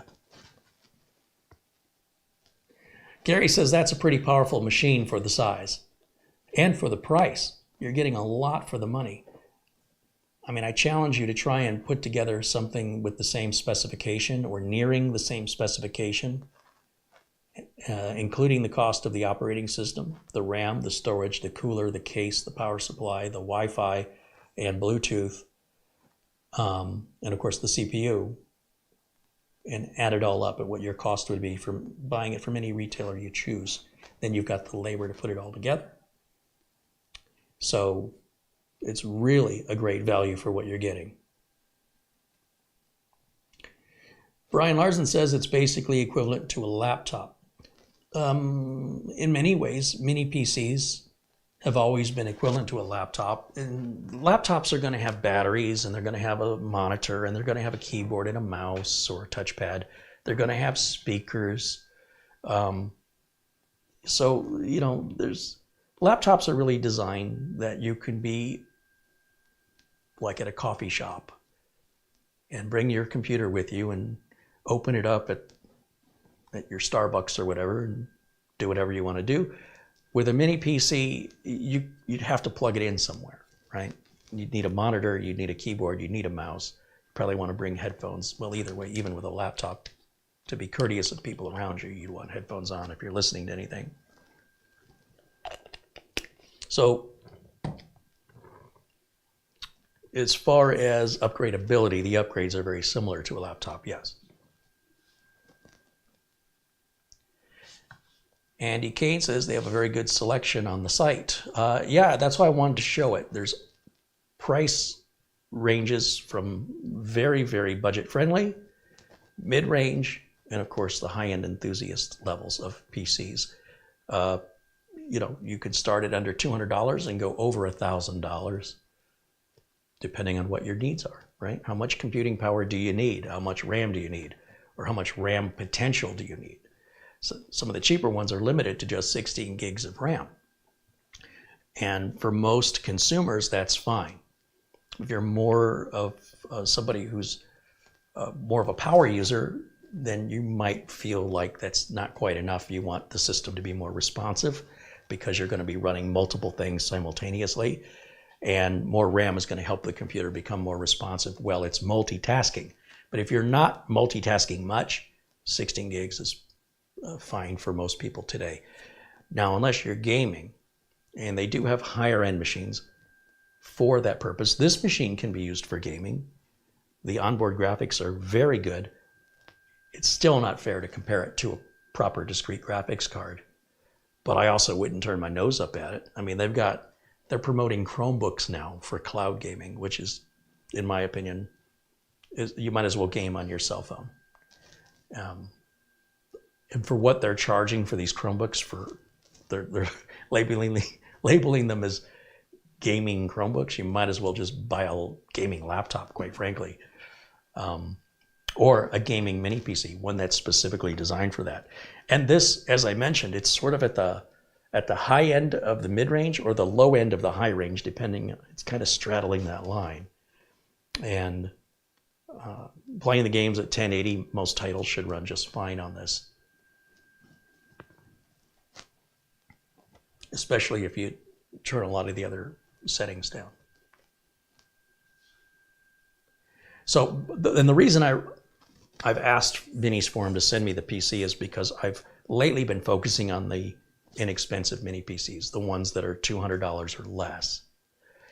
And I can tell you, looking at the commissions from Amazon, the number of people buying those $200 mini PCs far outreaches the number of people buying literally any other type of mini PC. So I think as of last count, there was around 60 of those that were sold at the $200 range.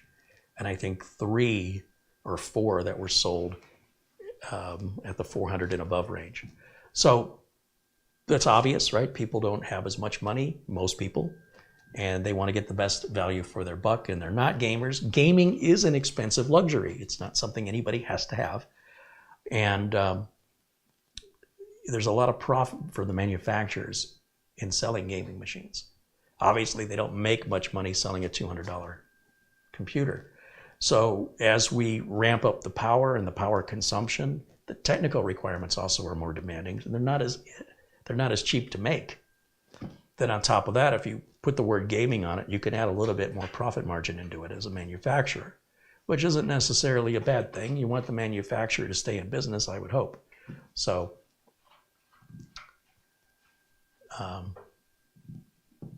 yeah, just set your expectations accordingly to what you're buying. Don't expect to get a Rolls Royce if you're buying a Chevy. They're very different vehicles at very different price points. That doesn't mean the Chevy's bad. Let's see. Okay, now we're installing 22H2. So it has downloaded, and this install shouldn't take very long. Luke Greeny says he's been running an Ace Magician CK10 with Plex for streaming, TV, and movies, and it's been rock solid. I've yet to see it buffer, and he's really loving the mini PC. So again, that's a prime example of somebody who has a very specific need, and especially when it comes to like a home theater PC, that you don't necessarily want something big or distracting in interfering with the watching the movie or the TV show. You want the emphasis to be on the screen, what's being displayed, not on the equipment. Not to mention the amount of room it takes up. So having a mini PC as a home theater PC makes a lot of sense And the fact that you've got a full Windows operating system on it means you can also use it for other things besides home theater. You can break out your keyboard and mouse and sit on the couch and browse the web and bring up YouTube and do all that in the comfort of the living room on the big screen TV without having to have this large tower, which could be, you know, with a lot of RGB distracting. It could be loud with fans. So the mini PC is very, very ideal as a home theater PC, but it can also be very ideal as a workplace PC, because in the workplace, people tend to put their towers on the floor in their chairs, which have wheels on them. They constantly run into them, or they set coffee on top of them, and they do all kinds of things they shouldn't be doing that leads to problems that they wouldn't have if it was just a mini PC sitting off on the desk, and they'd have more room for their feet, or if they put their tower on their desk, they'd have more room on their desks for work. So they're wonderful in many different traditional uses that people are accustomed to using a desktop PC for. I imagine businesses will continue with desktop PCs in one shape or form or another. Home users, on the other hand, will probably continue to downsize because most home users aren't creating anything. They're just consuming. So they don't need that expense, and they don't need that big footprint of a machine. And they may not even need Windows 11, to be honest. They could probably get by with more of a Chromebook style of OS or Chrome OS. Once again, if they're not creating, if all they're doing is consuming, then that's going to be much cheaper to purchase, easier to maintain, and less risk of viruses and things taking anything important.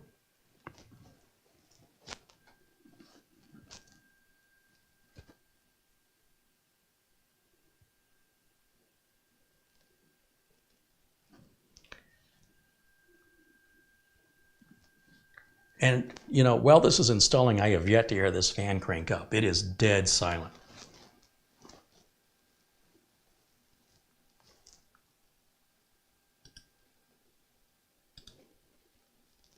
%64 on our install here.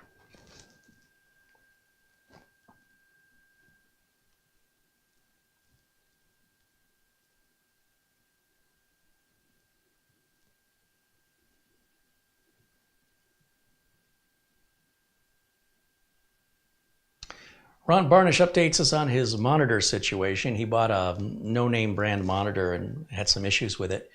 So he's updating us that he has returned that monitor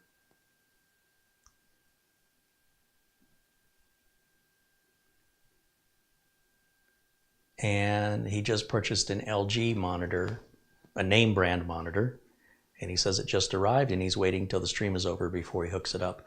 I suspect you're going to be much, much happier with a name brand monitor than these no name brand super cheap, super inexpensive monitors that you can find at places like Amazon. There's a lot of manufacturer names coming out of China I've never heard of before. They're not necessarily manufacturers, but just buyers that are slapping their name on something that some other manufacturer is making. So you might have 6 different manufacturers all selling the exact same monitor, and their support is very questionable. The quality can be very questionable. Since the monitor is such an important part of your experience, we're using our keyboard, mouse, and monitor to communicate with our machine. It's definitely not something, in my opinion, that you should go cheap on. People don't replace their monitors very often. So if you intend to have a monitor for the next 10 years, bite the bullet, buy a good one. Doesn't have to be the most expensive, but I certainly wouldn't buy the cheapest. I might buy the cheapest name brand or the cheapest one that has the size and features I want, but I also want a manufacturer that I know is going to support me if I need it. So sticking with name brand manufacturers is a great peace of mind on your purchase. It makes it less risky. When you want to save money and buy some inexpensive thing from some manufacturer you never heard of, you are gambling, and that's okay. Just know that. So as long as you accept your risk to save a few dollars, I don't have a problem with it. I have a problem with people who aren't aware. They think they're getting the exact same thing for less money, and you're not. There's something to be said about support and peace of mind if there is a problem. And ironically, The companies that offer the best support, in my experience, are the ones that have the best reliability, that the better the support offering is from the manufacturer, the less likely you'll need it. I guess that's what I've been trying to say. But good. Well, thank you for following up with us, Ron, and let us know how that LG works out for you.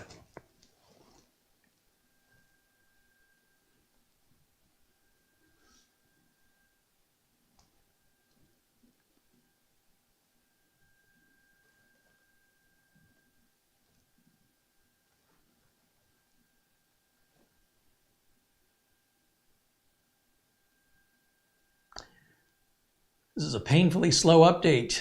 Yeah, well, it's a big, major update. Anytime you see those, 22H2 or what'll be 23H2 or 23H1, if such a thing comes out, these are big, massive operating updates that are the equivalent of what we used to call service packs. If you recall, if you've been using computers, Windows-based computers for a while, you remember those big service packs. That's all the previous updates for the last year or 2 years, all jammed into one big update. And of course, then they re-release the new image file so that when you install Windows, you're getting an installation that already has that embedded into it. So you don't have to go through all this every time. But it is important, it is free, and it is absolutely and highly recommended that you don't put it off. Again, I prefer to be proactive. I don't want to be reactive and have to deal with something because I procrastinated getting the free update because it took too long. Kurt Schlegel has become a supporter. Right on, Kurt. Welcome into the Tech Club. There's our friend Winston Liu joining us from Canada, contributing $2.20 Canadian. John P. wants to know if I have any ideas for a laptop for web browsing, Facebook, and light games. Well, it depends on what your budget is and what size screen you want, and if you'll be running it off the battery. Some people buy laptops and have no intention of ever unplugging them. So it really depends on those answers. In general, I stick with name brands like Dell. HP even has some decent laptops. I know I pick on HP a lot because on the lower end of things, in order to reach those really cheap prices, HP does some things that I despise, but that's how they're cost cutting to get the price down. So if you have a decent budget for a decent laptop, I would stick with a name brand laptop. Of course, the size of the screen and whether or not it's a touch screen is going to be a major influencer of what that machine is going to cost.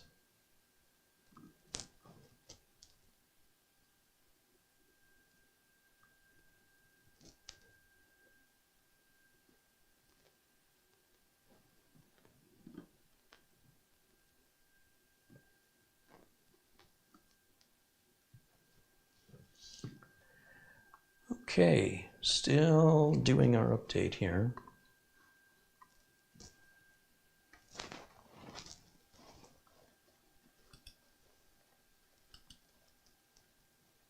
Nearly there, we're at 90%, folks. And while these updates do take time, they afford us a little break in the content so we can interact with each other. Without the interaction, it might as well be TV, because you don't interact with your television or traditional cable television.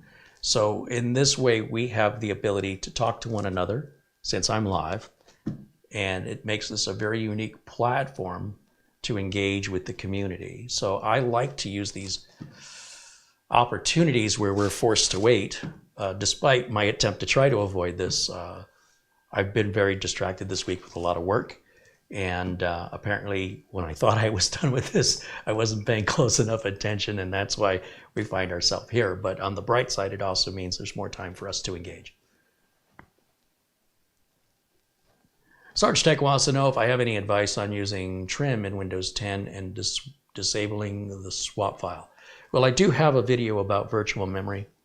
And basically, my rule of thumb is the engineers who design the computer, who design the storage, who design the operating system, For the most part, these are highly educated, in many cases, Ivy League educations.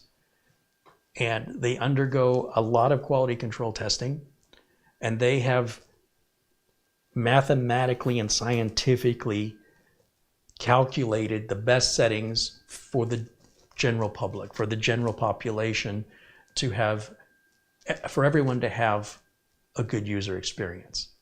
Now, the minute you go in there and start modifying things, what most people don't realize is there can be long-term consequences later on that you will often, or the end user will often, blame Microsoft for.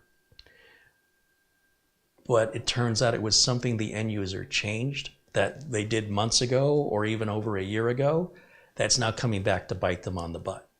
So take disabling a swap file. If you set a hard level of a swap file, or if you disable it, you might think you're outsmarting those highly educated engineers, when in fact, what you're really doing is tricking yourself. What ends up happening is, what I see, and I see this over and over again, these enthusiasts start messing around in Windows settings thinking they can get more performance out of it. And a lot of times, by making some of these suggested changes that people are hearing about on YouTube or reading on blogs, they do see an improvement in performance. And they go, wow, look at that, I've outsmarted Microsoft. And then what they use the computer for evolves. Maybe they start video editing. Maybe they buy a scanner and they want to start scanning a bunch of their old photos. Or maybe, I don't know, they get into photo editing or something else, some other interest. And when they go to edit a video, the machine crashes. And they have to call support from the manufacturer of the editing software. They can't figure out what's going on. They tell you to call Microsoft. Of course, getting through to anybody on Microsoft, good luck with that. So you might go into the forums, Microsoft support forums, and ask some of the MVPs there for free voluntary help. And what almost is universal is when you ask for support, the assumption is that you haven't done something to the operating system to cause that. And you might have forgotten that you did it. So the end solution is, something's wrong with your Windows operating system, reinstall it. So you do the reinstall and everything works. And you go, oh, that Microsoft, you're such junk. But it was you. You caused it. You should have left the swap file alone. Let it self-adjust. Leave it alone. It's designed to be optimized for how you use the computer. And since the way you use the computer is likely going to change as your interests change, the swap file can adjust to those changes. But if you remove the swap file or you make the swap file a fixed size, the benefits of that have been lost as far as fragmentation goes, because solid-state drives don't experience any degradation in performance due to fragmentation. Hard disk drives do, although not so much these days, but even still, it's redundant to defragment a solid-state drive. It absolutely serves no purpose. However, well, I will say data is easier to recover if it's not fragmented on a failed drive. I've only seen 2 failed SSDs so far. I started installing them in 2013, 2012. Maybe I've seen three bad solid-state drives. That doesn't mean it doesn't happen. Of course it happens, but that's what backups are for anyway. You should always have backups. With regards to the trim command, Windows is automatically doing that for your solid-state drive. There's no reason for you to have this line of thinking that comes from the days of Windows XP or Windows 95, where the end user had to do a lot of maintenance to keep the machine optimized. Windows 10 optimizes itself, and now the opposite happens. When people try to get ahead of that, they end up, in most cases, needing to call somebody like me to fix the problem they cause. And it can be very difficult for us to try and fix it because they don't tell us they did that. They don't tell us they made a change most end users would never make, such as an end user typically doesn't even know what a swap file is, let alone what it does and how to change it and why. So from the technician's point of view, we're not even going to look at the swap file. We're not even going to look at those settings. It doesn't occur to us that your system's crashing because you have done this to yourself. So I highly recommend, if you want a system to be reliable and operate with peak efficiency, leave the default settings in that regard to a swap file. Let Windows automatically adjust it. It's set that way for a very important reason. And what you do with your computer is your business. I'm just giving you advice as a professional technician. Let Windows maintain itself. Windows 10 and Windows 11 maintain themselves. There is no reason for any PC utility software. In most cases, it will give you no benefit, and in some cases, it will cause problems. So if you have a problem and you're trying to solve that problem by disabling the swap file or by using the trim command, I want to know what the problem is you're trying to fix versus asking me a question about making a change to the operating system like that without giving me a good reason why. What do you think that's going to do for you? So as a technician, if you told me what it was you were trying to accomplish, I could answer that for you. And my answer will never be to fix the swap file, fix it at a fixed size or to disable it entirely. That will never be the answer to your problem. It is, however, the solution to undo what you did to a future problem, if you do that. So if you understand those risks and you want to do it anyway, have at it. It doesn't bother me any. But just remember what I said, so when it happens, and it will happen, you'll then go, oh, now I get what he said. Sometimes people just don't get things until it happens to them, and then suddenly they realize, like the light comes on. And that's okay. We all have to learn somehow. But yeah, there's a lot of real flaky advice on the internet. And a lot of the stuff we used to do back in the day, we did for a very good reason.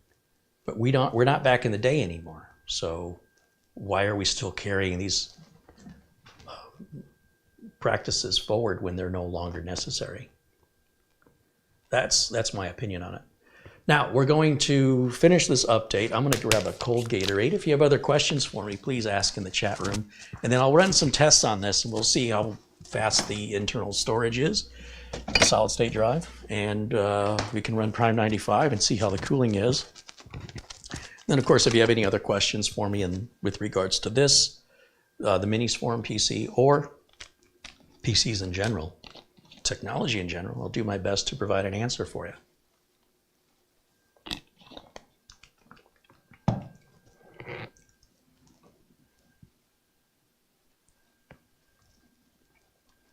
William Dawson says hello from Florida.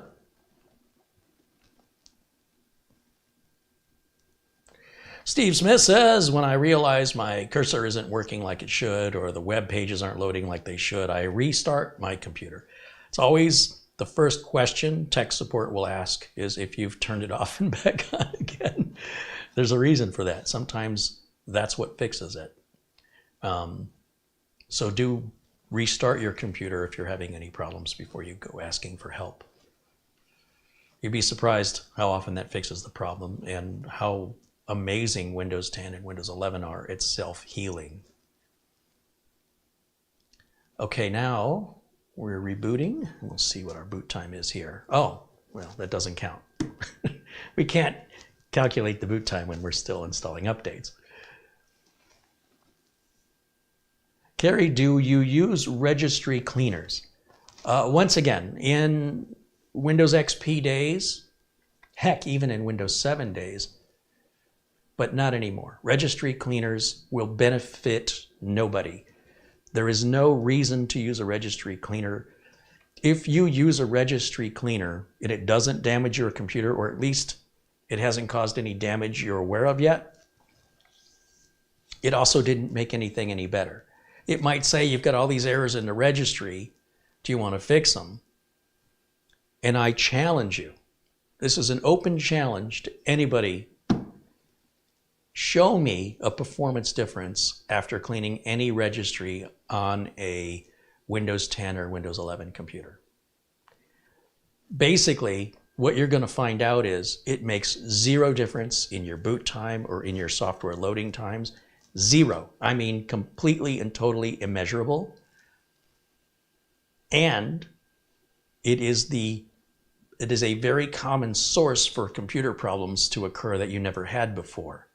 And they may not occur immediately. They could occur 6 months from now. And once again, people will blame Microsoft. They'll blame the software when it was themselves running a utility that shouldn't have been run, that didn't solve any issue. I do not understand why anybody would take a perfectly good computer and start messing around with internal and very complex settings, of which there are hundreds of thousands of registry settings. And they often can count on one another throughout the entire registry tree. And the end result is you have a computer that's not any faster, it's not any more secure, and might end up having a problem with some software you install in the future that needs a registry setting that you have removed. And why did you do it? That's where I'm stuck. I don't understand why somebody would take a perfectly good working computer and damage it.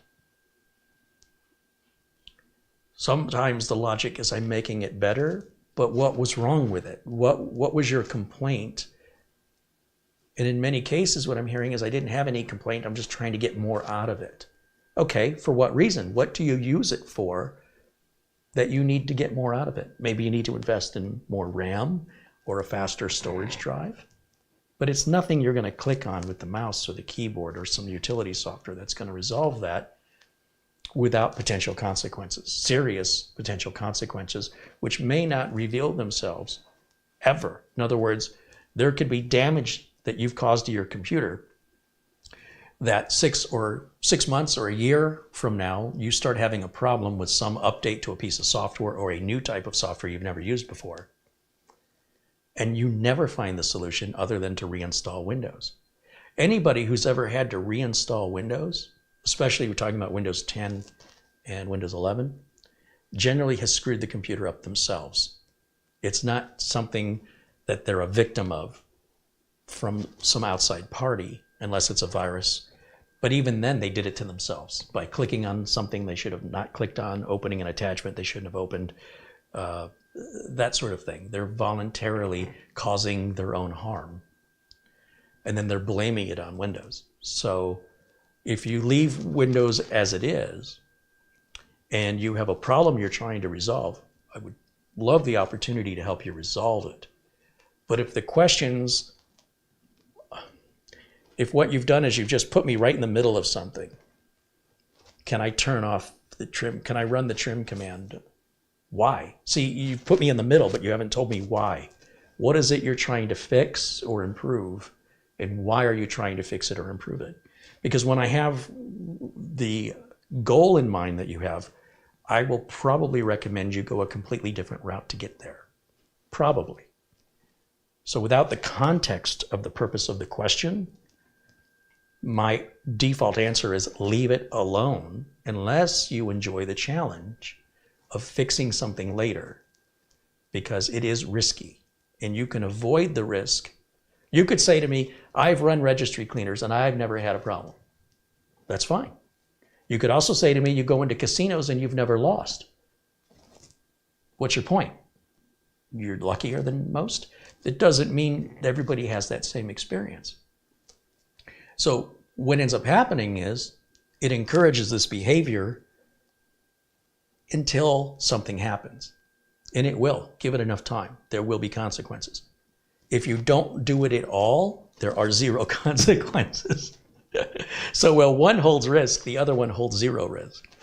And regardless of how much risk, it's irrelevant because zero is zero. And why would you put any risk at all unless there was some return on that to make it worth risking? That's my perspective on it. Let's take a look now one more time over at Windows Update to see if we have updates to 22H2.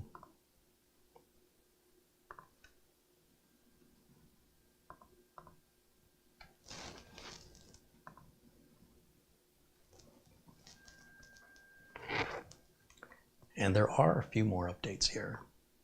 So we'll grab those. These shouldn't take very long.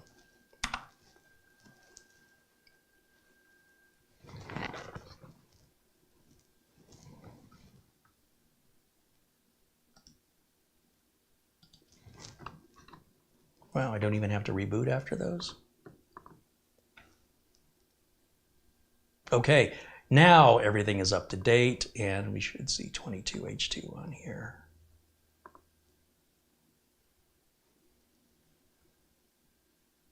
Yes, everything looks good now.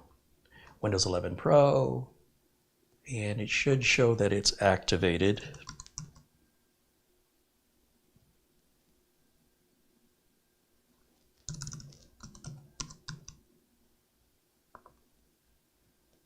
Yes, activation state is active.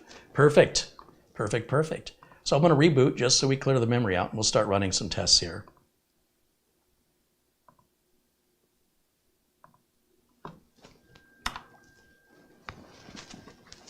That's why I was rebooting. See those updates? We're still needing to complete on the restart, even though it wasn't required. I don't want to run any benchmarks until I know all the updates are applied.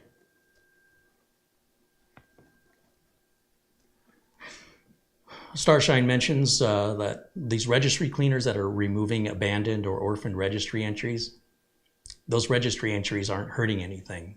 You could have tens of thousands of them and it will make zero difference in performance because of how the folks at Microsoft have engineered the operating system so much more efficiently. Now, back in the day, a bloated registry could cause a real serious system performance issue as well as system reliability problems, but that was back in Windows XP, Windows 95 days. Going all the way up, I'd say till about Windows 7 is when that stopped. So there won't be any performance benefit for you to remove those orphaned registry entries. It's just a way for programmers, for third-party manufacturers who have system utilities that did have a purpose in previous versions of Windows. They're trying to stay in business by convincing you their software still has relevancy and telling you it doesn't. There is not a system utility that exists that you need in Windows 10 or 11.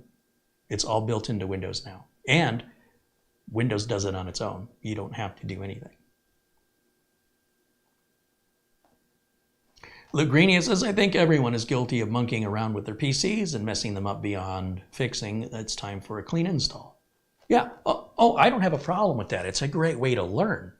But I just want you to have reasonable expectations. If you're going to do something, I want you to fully understand what the potential consequences are. And if you want to do it anyway and you accept that, I'm good with it. It's the people who act blindsided. Like, I had no idea that when I did this 6 months from now, it was going to create a problem. A lot of the websites and YouTube content that recommends making optimization changes don't warn the viewer against the potential consequences that can,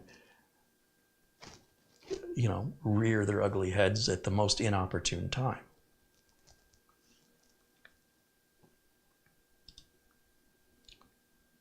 Take a look at something here.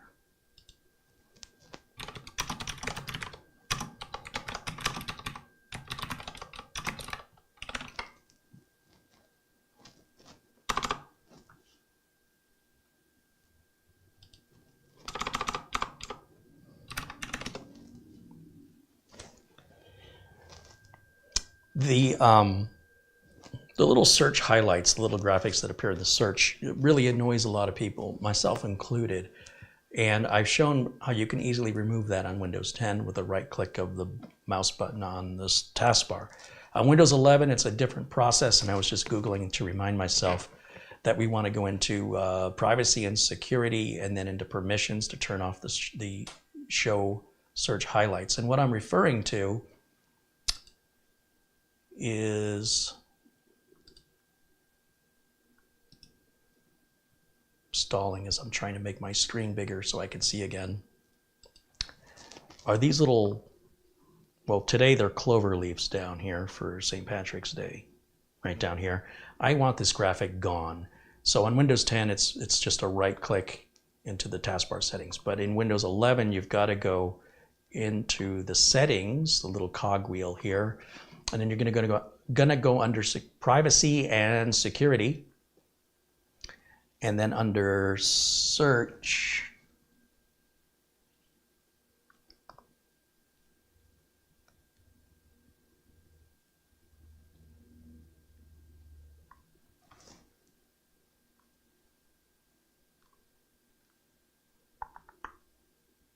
did I just go right past it?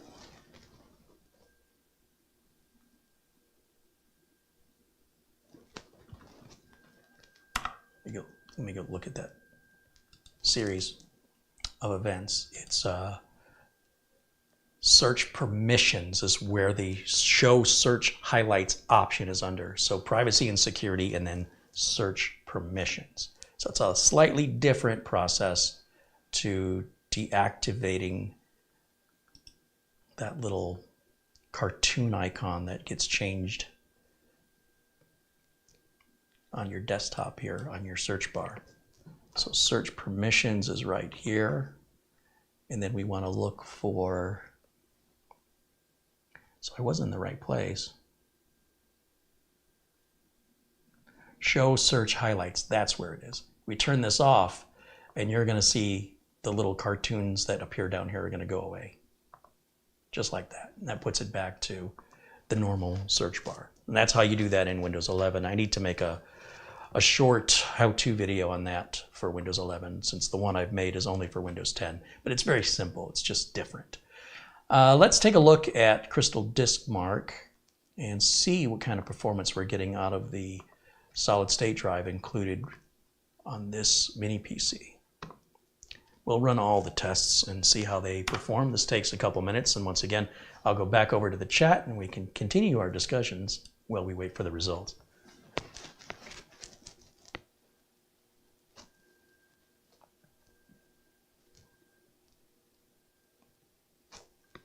Pat Lynch says, do I furnish Windows 11 Pro Yes, you have to provide your own Windows. It doesn't necessarily have to be Windows 11, Windows 10 or Windows 11. Either one. But yeah, you have to provide your own operating system because a bare bones computer has no storage device. So there's no way for them to include an operating system. There's nothing to put an operating system on. And without any memory, there's no RAM for the operating system to operate within. So you need to provide your own storage, your own RAM, and your own operating system, whether that's Windows or Linux.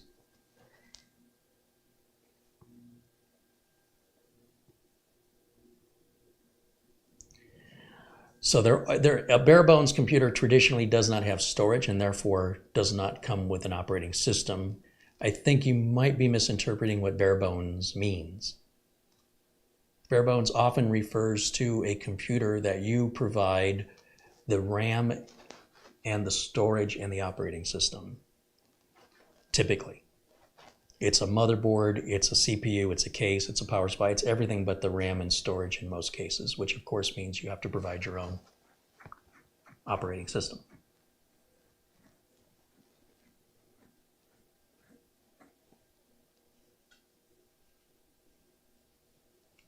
American Legend says, I've heard Windows 11 is very unpopular with people. It doesn't matter what people like. That's irrelevant. Microsoft has to answer to an industry, and they have to answer to shareholders, and they have to keep moving forward or be left behind through a competitor. So if people don't like it, it's too bad.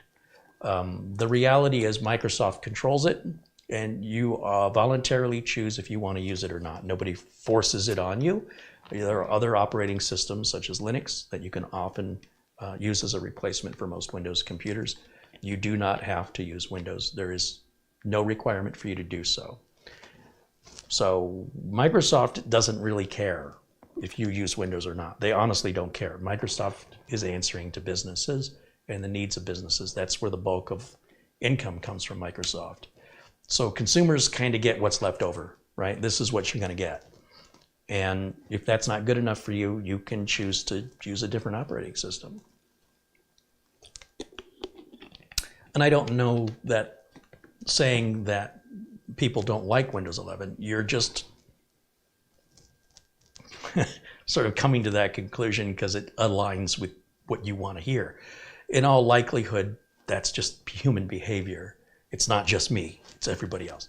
But Microsoft is having a difficult time, not necessarily because Windows 11 is bad, it's because there's not much, if any, benefit from installing it. So if you can do everything in Windows 10 the same as in Windows 11, if they both accomplish the same task, then why would you pick one over the other?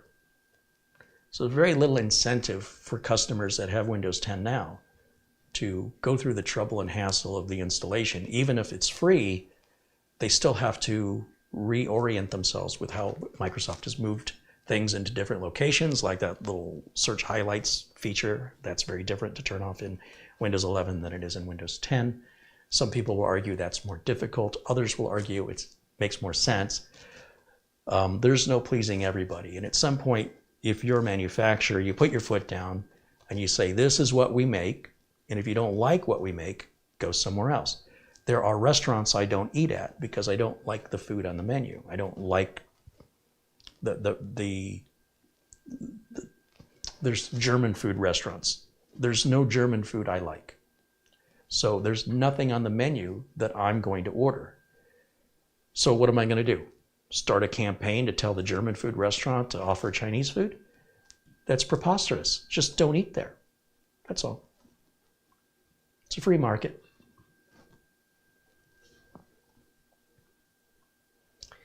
And if Microsoft has a problem with sales numbers from businesses, then of course they're going to react because they have to answer to the shareholders. And that's going to impact share value much more so than on the consumer side of things. Now, looking at the numbers are very impressive on this solid state drive. We're looking at 4,810 on our maximum sequential read speed and 3,540 on our maximum sequential write speeds.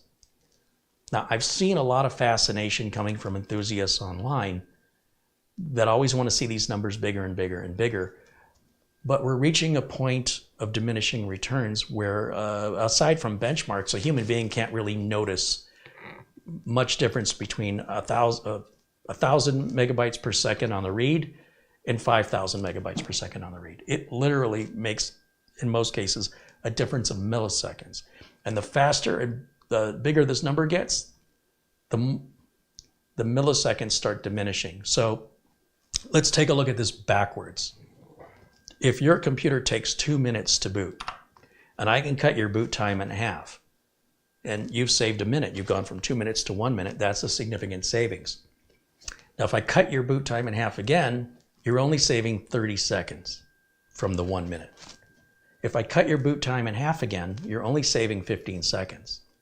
If I cut your boot time in half again, you're only saving 7.5 seconds. If I cut your boot time, you see what's happening here, right? What you're getting in return keeps shrinking and shrinking and shrinking, but it keeps costing more and more. Cars are very similar. If you want a car that can do 170 miles an hour, you're going to pay significantly more for that version of the car. $20,000, $30,000 more for the exact same car that's equipped differently to get more horsepower to achieve those kind of speeds. From instead of 145, now you can do 163. You're going to pay dearly for that little bit. So your price to performance goes down. You're paying more per horsepower when you reach that, and what you're getting back is less and less and less.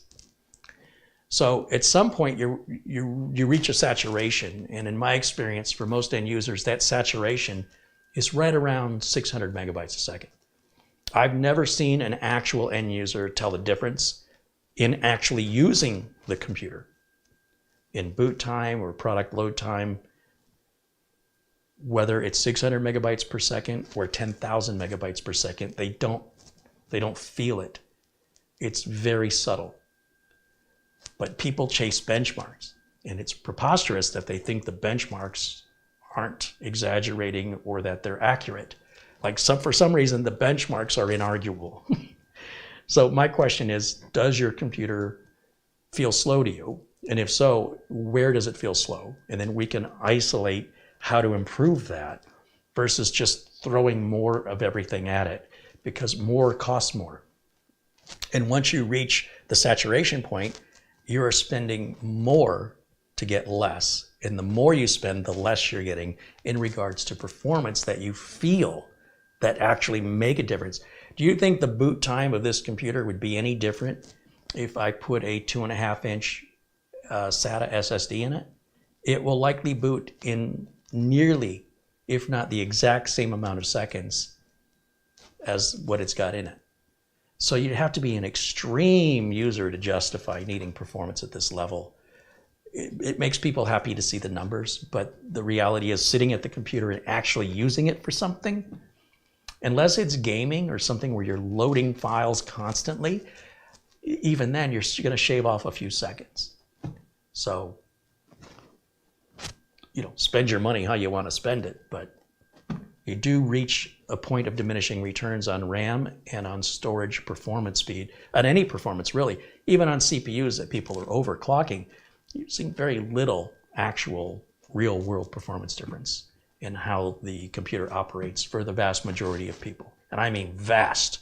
You gotta be someone special or have a very special need case where chasing after those numbers makes any sense at all realistically and in practicality. So I'm very impressed with those numbers because they're far away and above what any user is probably going to be able to take advantage of for more than a few seconds at a time anyway. And, it's just seconds. Or sometimes in most cases, it's milliseconds. But I'll let you decide what you're willing to spend for what you're going to get back in return. That's up to you. Now, let's take a look at Prime 95. If we start I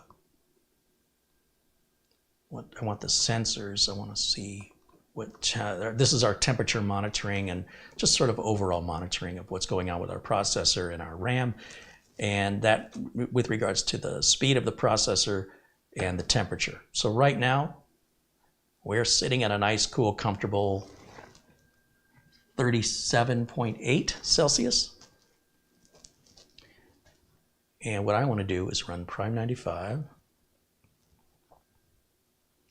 I always run version 26.6. I stick with all these defaults. We're going to push all the cores, 16 threads, 8 cores, 16 threads at 100%, as well as throw a lot of stuff at the RAM. And we're going to monitor how hot the system gets. It's a very unrealistic test because the way folks use their computers is they will have a task that I want the computer to do that will cause the computer to ramp up in speed momentarily to accomplish the task, and then it slows back down. This keeps power consumption down. It keeps heat generation down. That means the fans don't have to work as hard. Doesn't cost as much money in electricity. And that's normal. That's what they're designed to do. What we're doing is we're putting our foot to the floor. It's like getting in a car, putting your foot on the gas pedal, pushing it all the way to the floor, and keeping it there for 20 minutes. That must be one heck of a road you're on that you could possibly keep your foot to the floor in a car for a full 20 minutes to see if the engine will overheat. What road like that exists anywhere? So it's unlikely any customer would ever push a machine as hard as this test pushes it. So if it will go 20 minutes with this extreme use case scenario without having any heat problems, I'm very confident no home user, no business user no user of any kind would ever run into a heat problem under any circumstance unless they intentionally were running some kind of a benchmark over, generating over in a period of time that is not representative of reality, which at 20 minutes, it's not representative of reality. You'd have to go even beyond that. So we'll see how this does. Now, it's already climbed. If I take a look here at our temps, we've already climbed to our max. This row is our maximum here. We're looking at 74 degrees Celsius, and the test has only been running for about 90 seconds. And if we scroll down, we can see what speed, what megahertz the cores are running at. I think that's down here somewhere. It should show us the individual cores. That's GPU.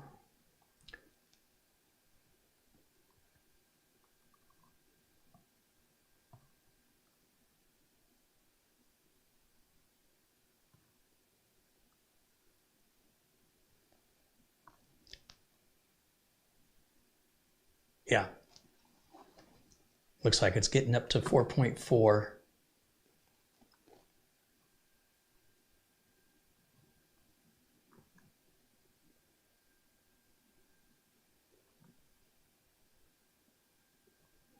I also like that this test has a clock on it.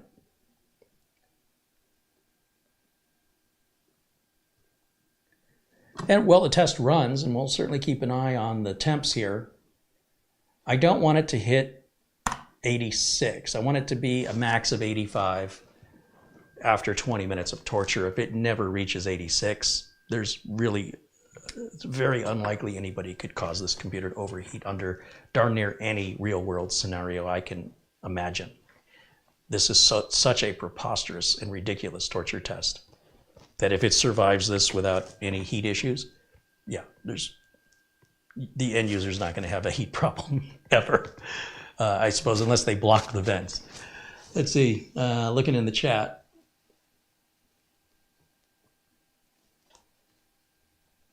Do I know which version of Microsoft Office can be used without registering or needing a Microsoft account? Office 2016. Now, Office 2016 and Office 2019 both end support on October 14th of 2025, the same as Windows 10. So if you think Office 2016 is old and not supported, it will be supported as long as Office 2019. And Office 2021, the support's only 1 year longer. So if you want a version of Microsoft Office that you can activate online without any problems and not have a Microsoft account, Office 2016, the version that's sold at VIP CDK deals, I have a link for it in the video description below this video, is also the cheapest version of Office you can buy. I think it's $26. It's very cheap, and it activates online. Now, if you ever have to reinstall and reactivate it in the future, it may not reactivate. So it's important, and I can't stress this enough, that when you've got Office installed and activated, make an image backup of your computer. Or if you ever have to reinstall Office because you've wiped and reinstalled the computer or you've bought a new computer, you have to understand the license is intended for one machine only, and upon reinstalling it, it looks like you're a pirate. So basically, be prepared to buy another license if you just don't have an image to restore. The good news is you could buy 20 licenses for less than the cost of the retail price Microsoft wants. So even if you had to repurchase it in the future because of a reformat and you did not have an image backup and you had to spend another $26, now you're at a total of $52, which is still a fraction of the retail price. You're still way ahead of the game. But it will activate, and it is guaranteed to activate once. And it'll stay activated indefinitely. It's only when you have to reinstall it, you run the potential that it won't reactivate again because it looks like you're pirating the software. Just so you know. I just don't want to hear any slack about it. And they basically say as much at VIP CDK deals. It is guaranteed to activate, and it will stay activated for life unless you have to reinstall it on, you've wiped your OS out and you've reinstalled it, or you bought a new computer and you want to move that. It's not a movable license. You can buy a retail license for that, and those are, I think, $450. I'm not mistaken. MSRP from Microsoft.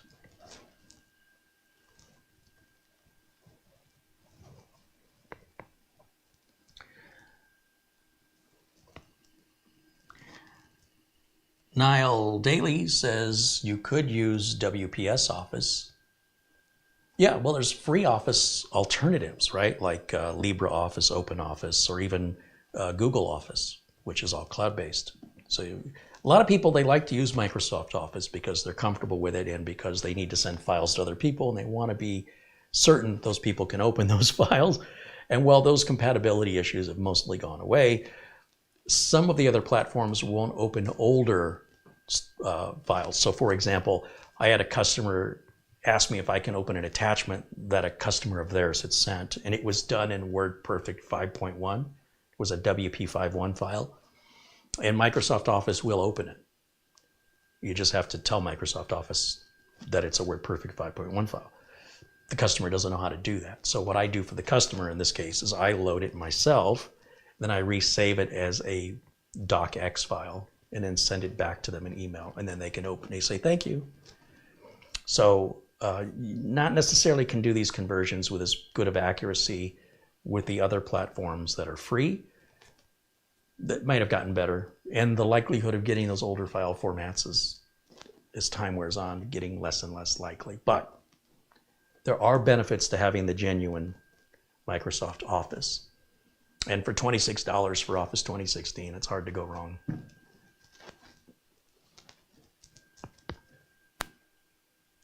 Let's see, 7.5 minutes on the test. Whoops. And we're looking at still a maximum temperature of 77.4. We're doing really, really good. Not quite halfway through. We'll let it run for 20 minutes. Unless it hits 86 or higher between now and then. I don't think it's going to. And furthermore, the fan, well, I can hear it now, it's still relatively quiet.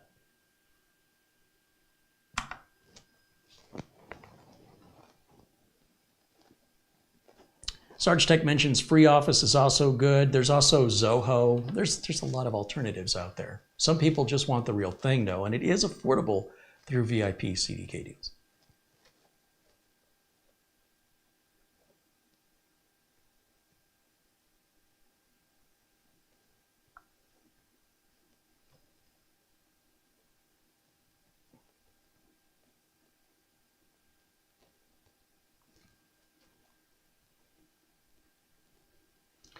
When you buy from VIP CDK deals, you're not only saving a lot of money for yourself, there is no risk.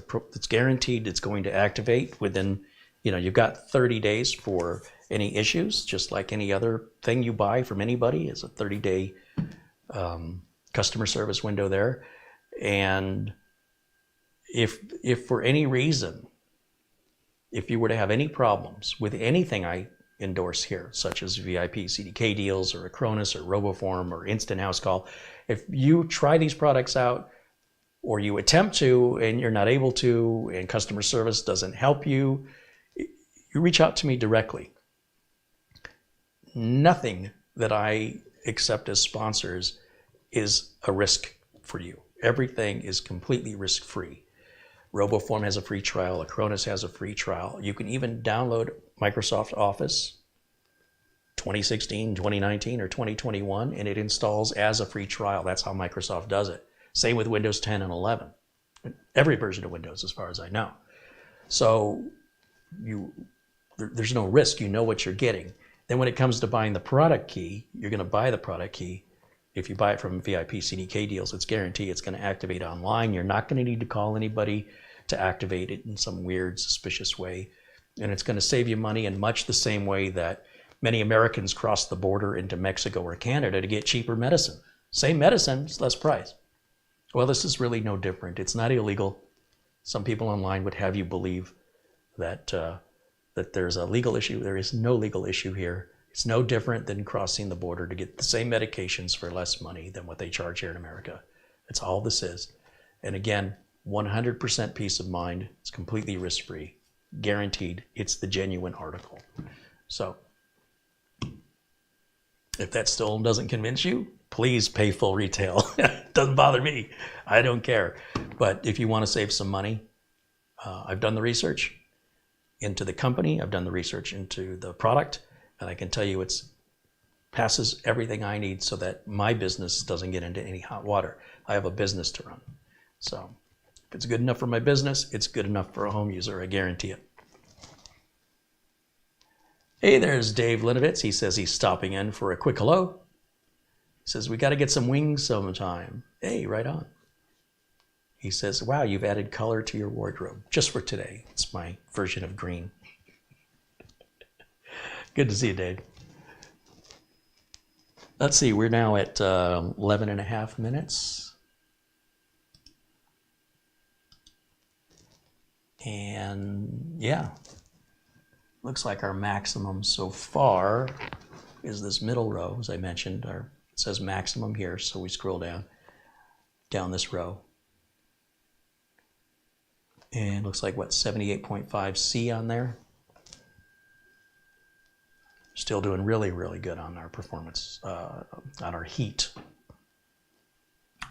Thermal performance, that's the word I wanted. Words. I'm having a fun time with words today.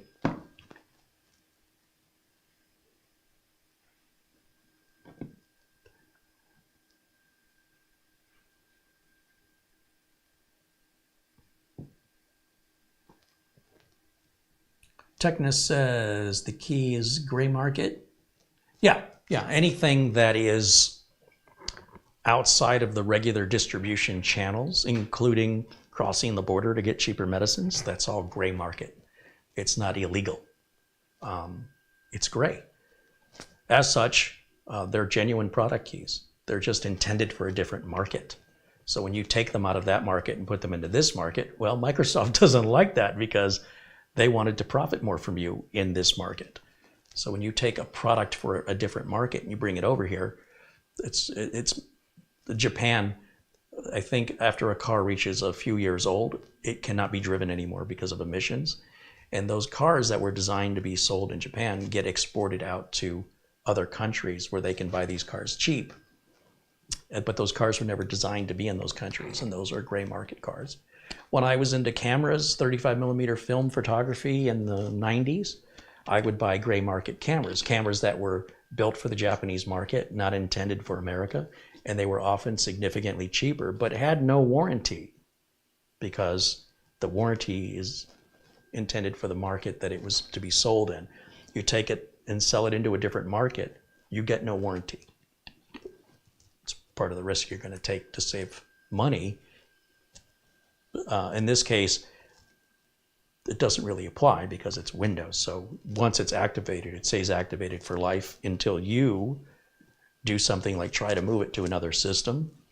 Now, in the case of Windows, it should automatically reactivate even without you entering a product key. If you buy a key from VIP CDK deals for Windows 10 or 11, you should only need to install that product key once. And as long as you're not changing the motherboard out, it should always reactivate automatically. Office is not so kind. Office thinks you're trying to reinstall it on another machine and therefore requires you to have a new license. You might get lucky and it might reactivate, but I wouldn't expect it to. But if you make a system image of your whole operating system and applications using something like a Cronus or even the built-in imaging tool in Windows, all you have to do is restore your images and all your activations come back unless you've changed your motherboard. All your activations are tied to your motherboard from Microsoft products. But the reinstallation of reusing the same product key again on an OEM key, likely it's not going to work a second time. Just be aware of that.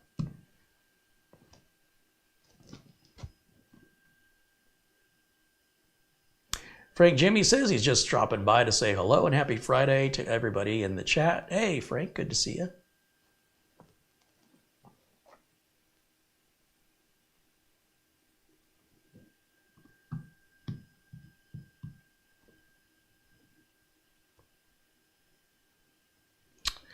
Where are we at? We're a little over 15 and a half minutes on the test.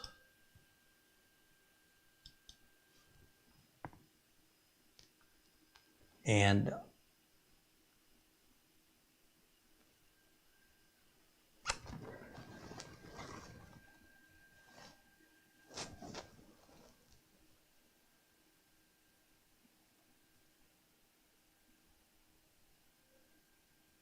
this is our maximum. Is it 79C is our maximum right here. For some reason I was looking at the minimum. I'm like, that's 37.8 is definitely not where we're at right now. I know that. I was one column off here. Really good thermal performance. I'm very impressed, given that this is such a high-end processor. It does get hot. So their application of liquid metal was a sound engineering decision from my perspective. You don't find that very often on a pre-built computer. It costs more, and it's a little more complicated in manufacturing if you're going to apply it right.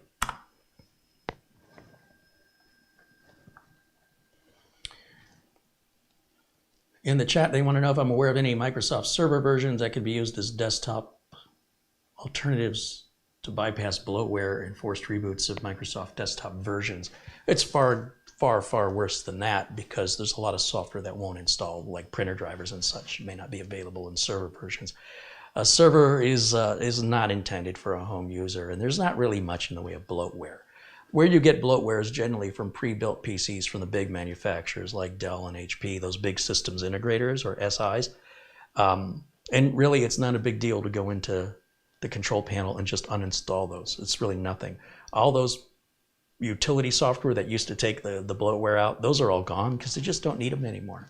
Really, there's really nothing to uninstalling it. Or you can always just do a fresh install of Windows yourself if you buy a machine from a system integrator.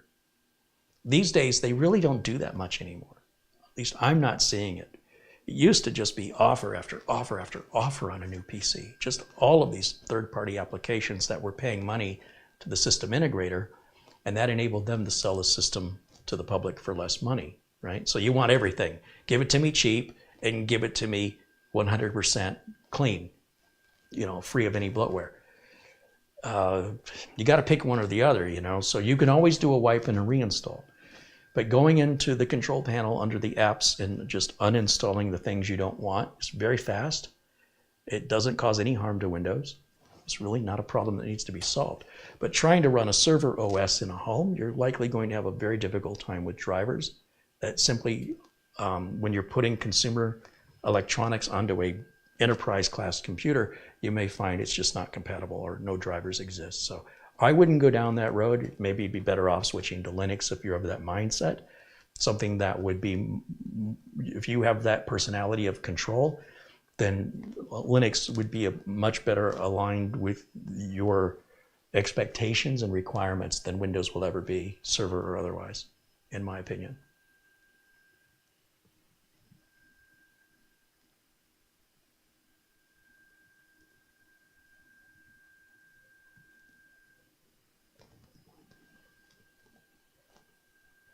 Dave Linabit said he used to like Windows 2000 server for home use.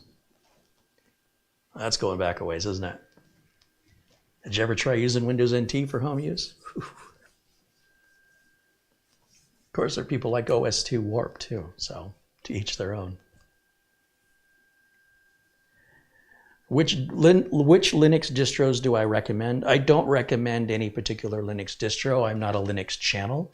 But if you go here on YouTube, you'll see a plethora of Linux enthusiast channels, and they would know far more about it than I would. And it really depends on what it is you're looking to accomplish. There are many very good versions of Linux, but are completely wrong. Some versions or flavors of the distro are completely wrong for some people. So it really depends what it is your end goal. And I would go to a Linux community to get more information on that. This is a Windows-based community. I run a business, and I'm trying to stay in business, and there's no business for me in Linux, not much of it. So I go where the most opportunity for work is, and that's the Windows platform. If that ever changes, then my business will have to adapt, or I'll have to get out of business. And I'm just sharing my experience here as a professional in this space, because most of the channels and information online is put up by enthusiasts. And so that's fine, but it's very one-sided. There's a lot of practicality, in my opinion, that's completely ignored. And without full disclosure to the audience that this is enthusiast versus professional, the audience may not know there's any difference or alternatives.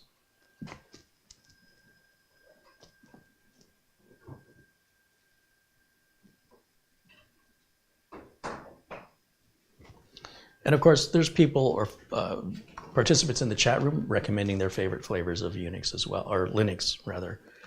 And certainly worth considering those comments in chat as well as my own for whatever is right for your needs. Let me take a look where we're at. We're at 21 minutes, almost 22 minutes. So we've already gone over the 20 minutes of torture testing here. And our maximum looks like we've hit 70, what is that? I gotta move up closer to the screen. 79.1 is our maximum temperature. So we're still far away from 85. And that makes me very happy, very happy. Now, if I stop this test, let's see how fast it cools down. Pay attention to this number right here.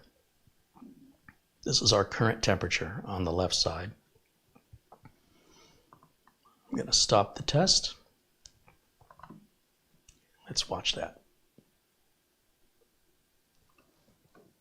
Watch how fast it drops.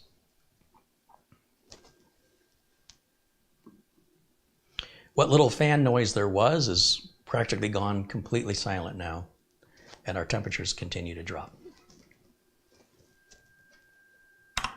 That's wonderful. Do you have any questions about this computer that I can answer for you? Any concerns about it? I'll do my best to provide an answer. I may not know it, but I can try.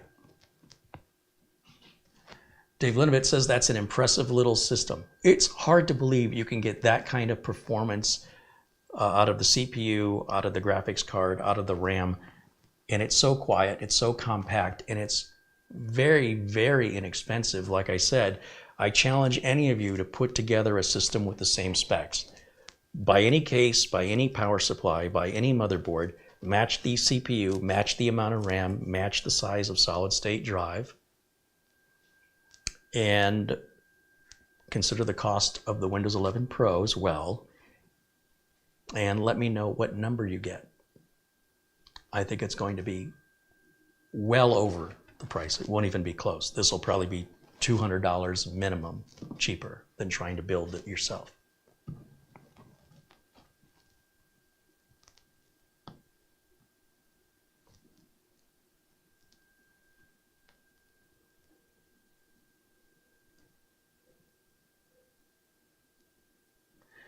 Do I know who manufactures the motherboard on this little computer? Well, as far as I'm concerned, it's Miniforum, but we can run CPU-Z just to see what's being reported back, but likely it'll say it's, well, if I guess, I'll probably bite myself in the butt, right?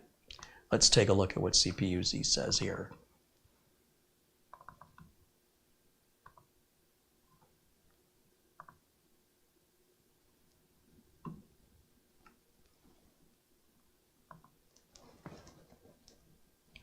So the manufacturer says Shenzhen Megao Electronic Equipment. I don't know who that is. I don't know who owns them or who manufactures them. No idea. And of course, the chipset is a silicon on-chip Ryzen processor. Does that matter who makes the motherboard? I'm just curious, like, who cares?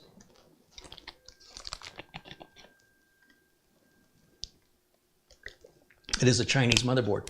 Well, as I made clear in the beginning of the video, when I was showing off the box, and I'll show it again in case you missed it. In fact, let's, before I walk over to the camera, let me make it full screen just to make sure that you guys can read it.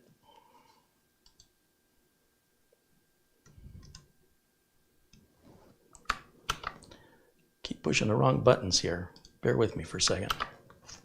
Okay.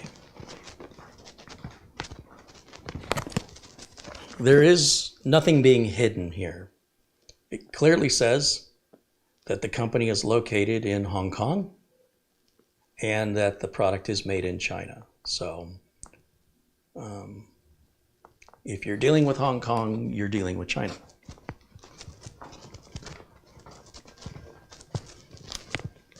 I mean, if that's taken in a negative way, then every Apple product is also Chinese. It's also from China, right?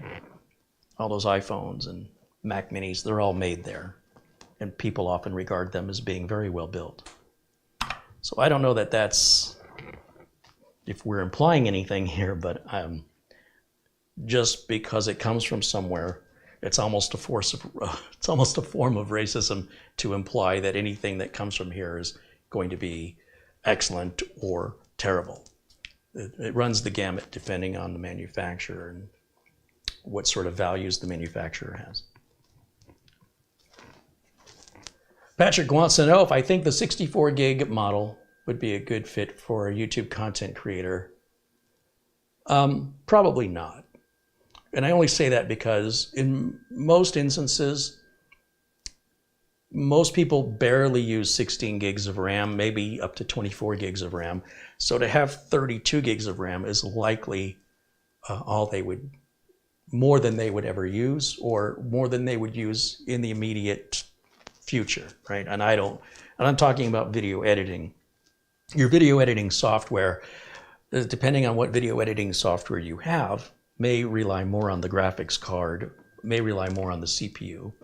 It's less likely going to rely on the speed of your storage or how much RAM you have beyond what it takes to run in memory. So most cases, that's somewhere under 32 gigs. So if you spent the extra money for the 64 gigs and you're never exceeding 32, you've wasted your money on something you're not using. It won't benefit most people. Where 64 gigs of RAM would come in handy is if you're somebody who has 97 different browser tabs open at the same time, and when you click between the tabs, you want it to respond very quickly. It would have to be such an excessive use of the equipment and the resources to justify that.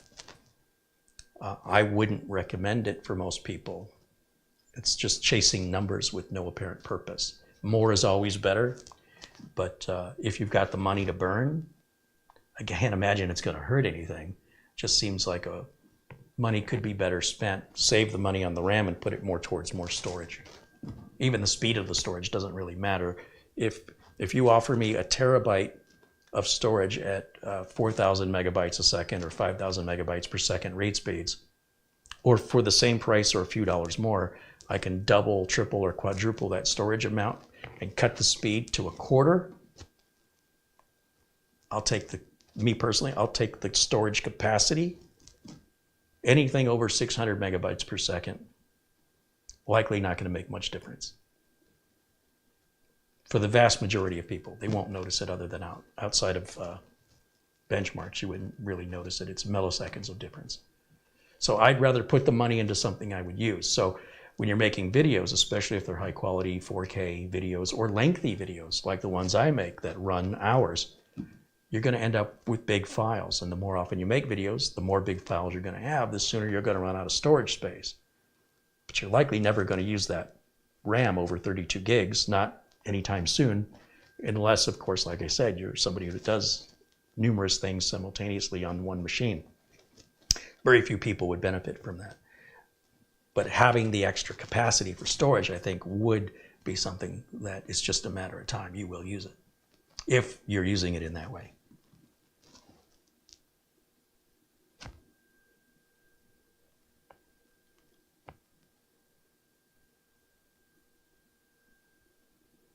Icarus wants to know on the AD03, if I recall, which LAN chipset that unit uses. I don't remember. I think you could go back and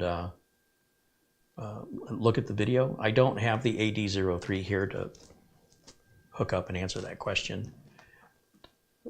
Why? Why does it matter to you if it's Realtek or Intel? Like how does one hold more value to you than another?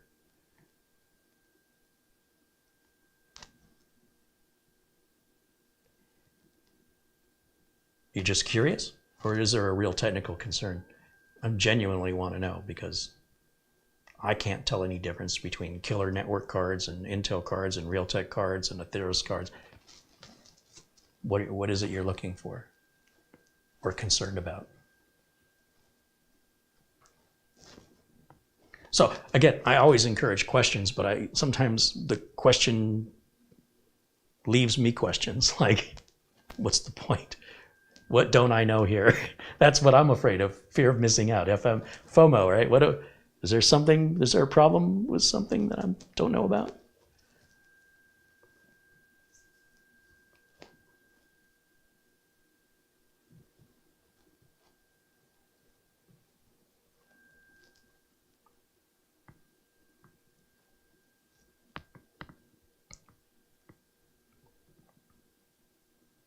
Morton says, hey, Carey, great to see you live. Looking good. Well, thank you, Morton. Thank you for joining us in the chat. Appreciate your kind words as well.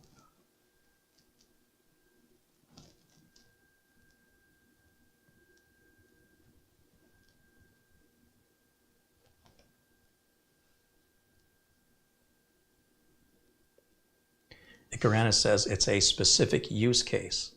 Enlighten me, like what specific use case does that matter? And I don't mean that sarcastically. I'm genuinely, sincerely curious. I'm not aware of any specific use case that depends on the manufacturer of the LAN chip or even the LAN driver. So what is it I don't know? I guess I want to know what I don't know. I'd like to be aware of things I'm not aware of. Is that a real thing?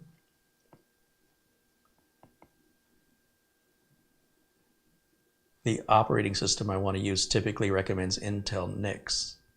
What operating system does that?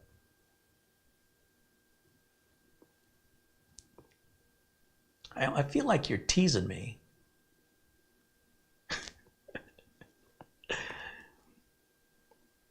Is it secret?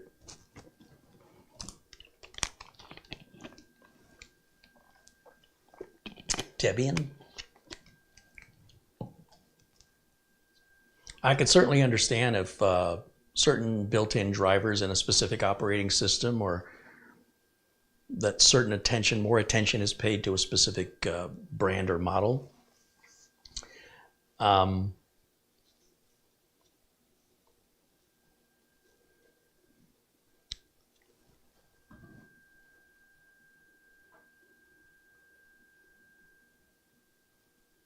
What I can tell you is that even though certain network interface cards may be recommended by an operating system, it doesn't mean those are the only ones that work.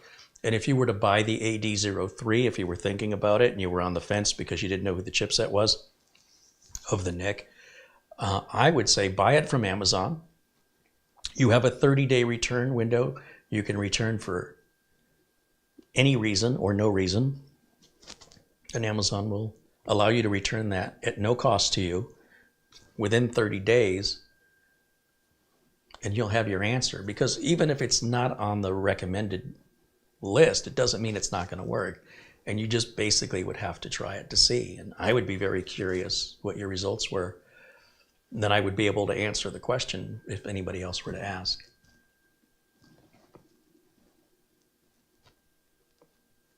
When did I start using lights inside of my desktops? I remember you bashing it a couple of years ago. Have I not bashed it today? I try to bash that as often as possible. I'm a YouTube content creator, and I like people to see the streaming computer.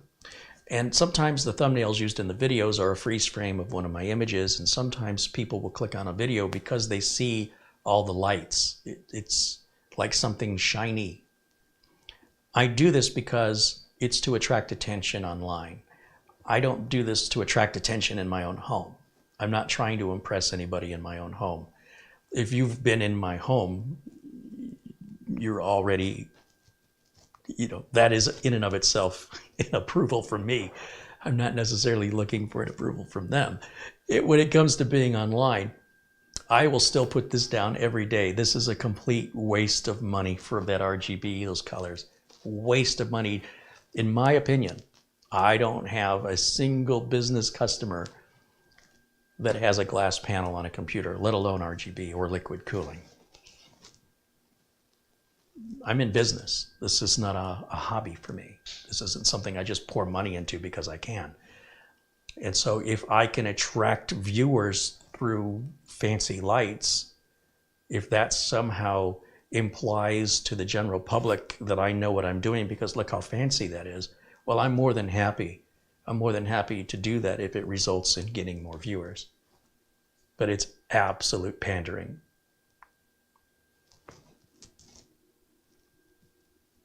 How's that for an honest answer?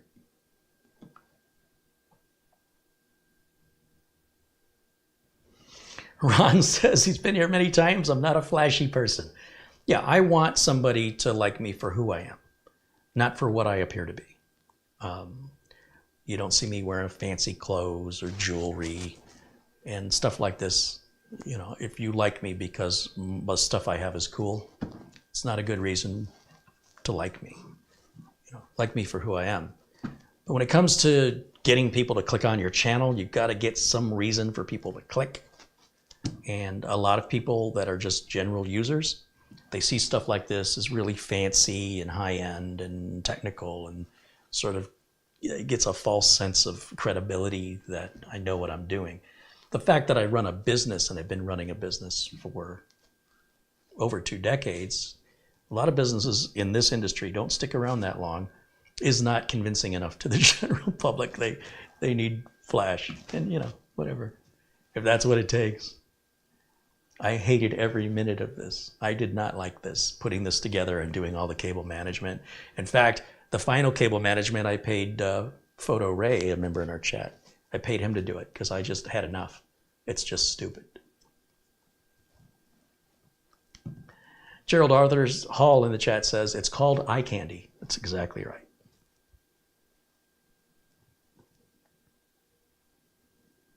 It's bling for the internet, not for real life. If you see the Studio A computer, it's just a Corsair 200R, and it's way faster than this, much, much faster. This is a 9900 KS chip, and Studio A is just a plain black box with like a 13900K in there, and I'm just running the onboard graphics on the Intel 13900K. I don't need a fancy graphics card. That graphic card doesn't even need to be in there. That's a 3070. I don't need it. All the stuff I do here is so little requirements. That's way overkill. But it looks good, doesn't it?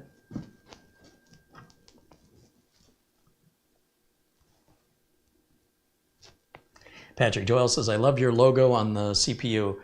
Yeah, that was done by a viewer, Selden Bell. You'll often see him here in the live chat room.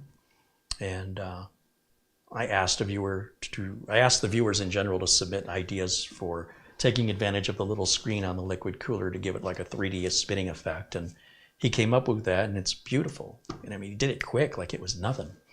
I wouldn't know how to do that. And I didn't really want to learn how. So I was very grateful to Selden for contributing it. It looks fantastic. He did a wonderful job.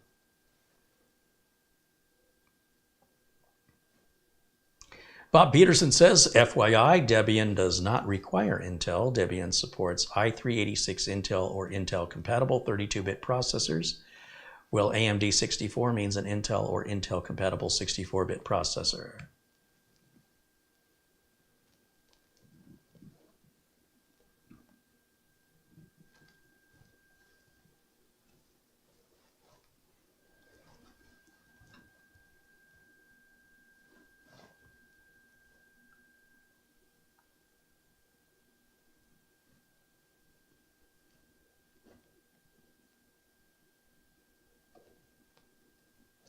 You know, you consider when I started with computers, it was there was a pretty significant barrier to entry. You wasn't really anybody to learn from. You sort of had to figure things out.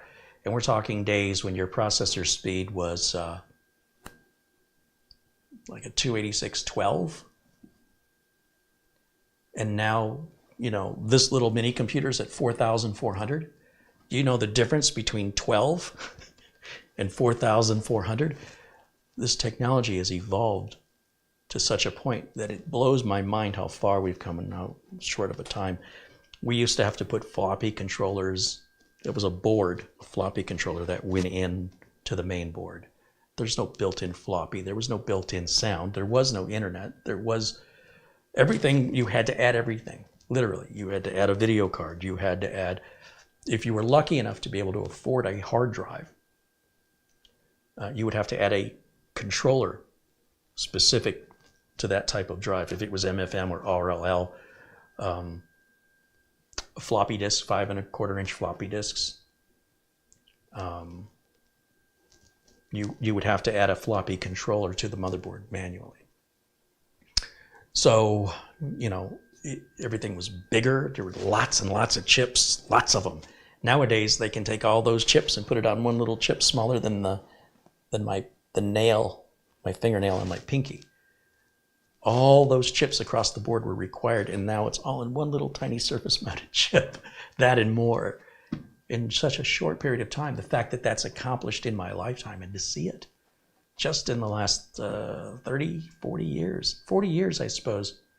What an amazing amount of evolution we've seen with technology. You know, the fact that we can basically have a whole computer in our pocket and we call it a phone is amusing to me. This is not a phone. This is a computer that has a phone app on it. It'd be like calling that computer an arcade. It's not an arcade.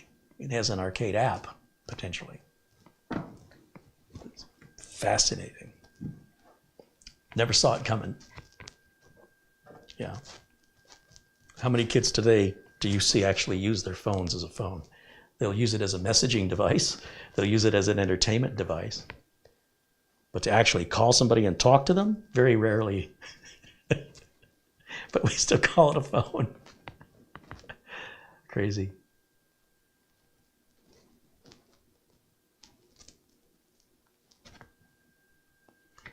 Chris Johnson says, if you go to O'ReillyAuto.com, you can search for a flux capacitor in their parts catalog. This is true. It was an April Fool's joke, and they just never took it down. Yeah.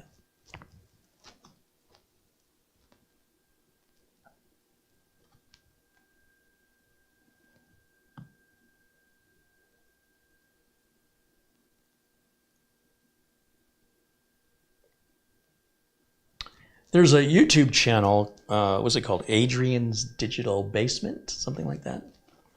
And he resuscitates really old computers. And if you have nostalgia or you are curious because you weren't into computers back in the 80s, he has these original IBM and IBM clones. And he explains what everything is, what each chip was. Boy, I was watching that the other day, and I forget all about like the UART chips that were required, like the 16550. You needed a chip for a serial port. If you had 2 serial ports, you needed 2 UART chips, and the original UART chips didn't have any buffers. So if your hard drive was, writing slower than the data coming in on the serial port, you'd have all kinds of problems. So that 16550 was a big deal when it came out. That chip was about yay big too, and just one chip for one serial port, and the buffer was only like 16 bytes. It wasn't, but that made a massive performance difference. And if you're interested in that computer archaeology, Adrian's Digital Basement, I think, is the name of the channel. And if you like some other humorous, lighthearted reviews on hardware that are very practical, Dawid does tech stuff. It's like David, but with a W, Dawid. Check out his channel, he's very good. If you like more interaction with repairs, check out Doug Betts' live Windows training with Doug Betts. Does a video nearly every day, live interaction with his audience and answering their questions and helping to solve whatever technical problems they're having.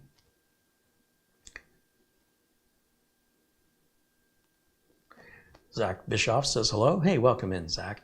I don't know if there's any other questions about the Minis forum. Once again, this is the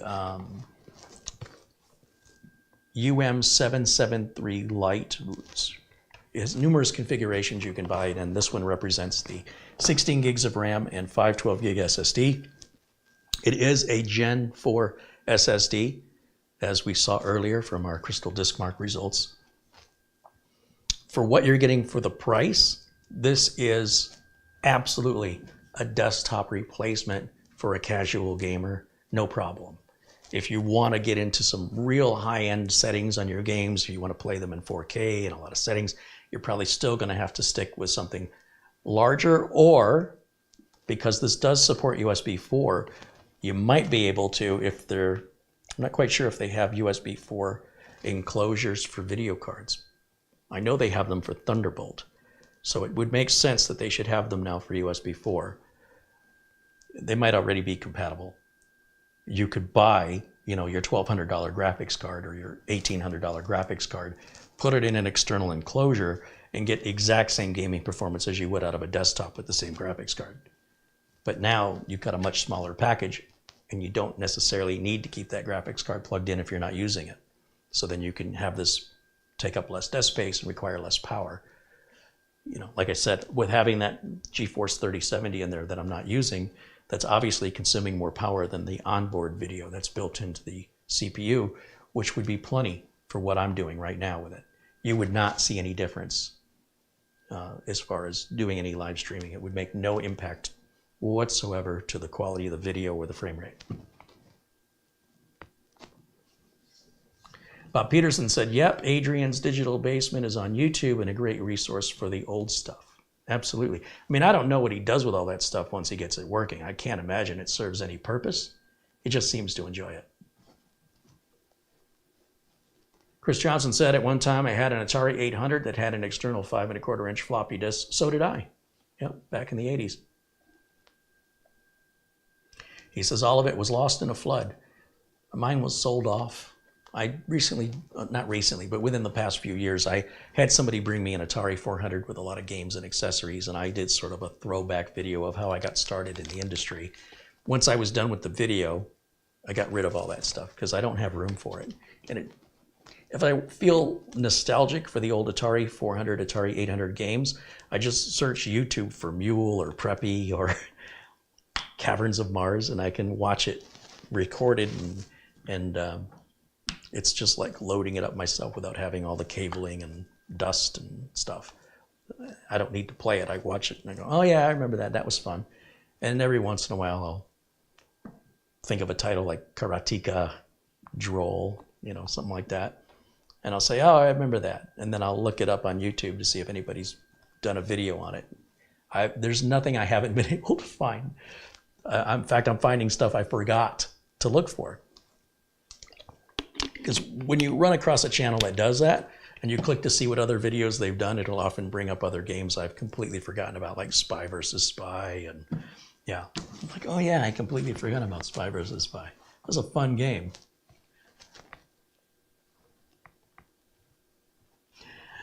Devin says, still doing networks today is much easier. Yeah, for sure. Everything's easier.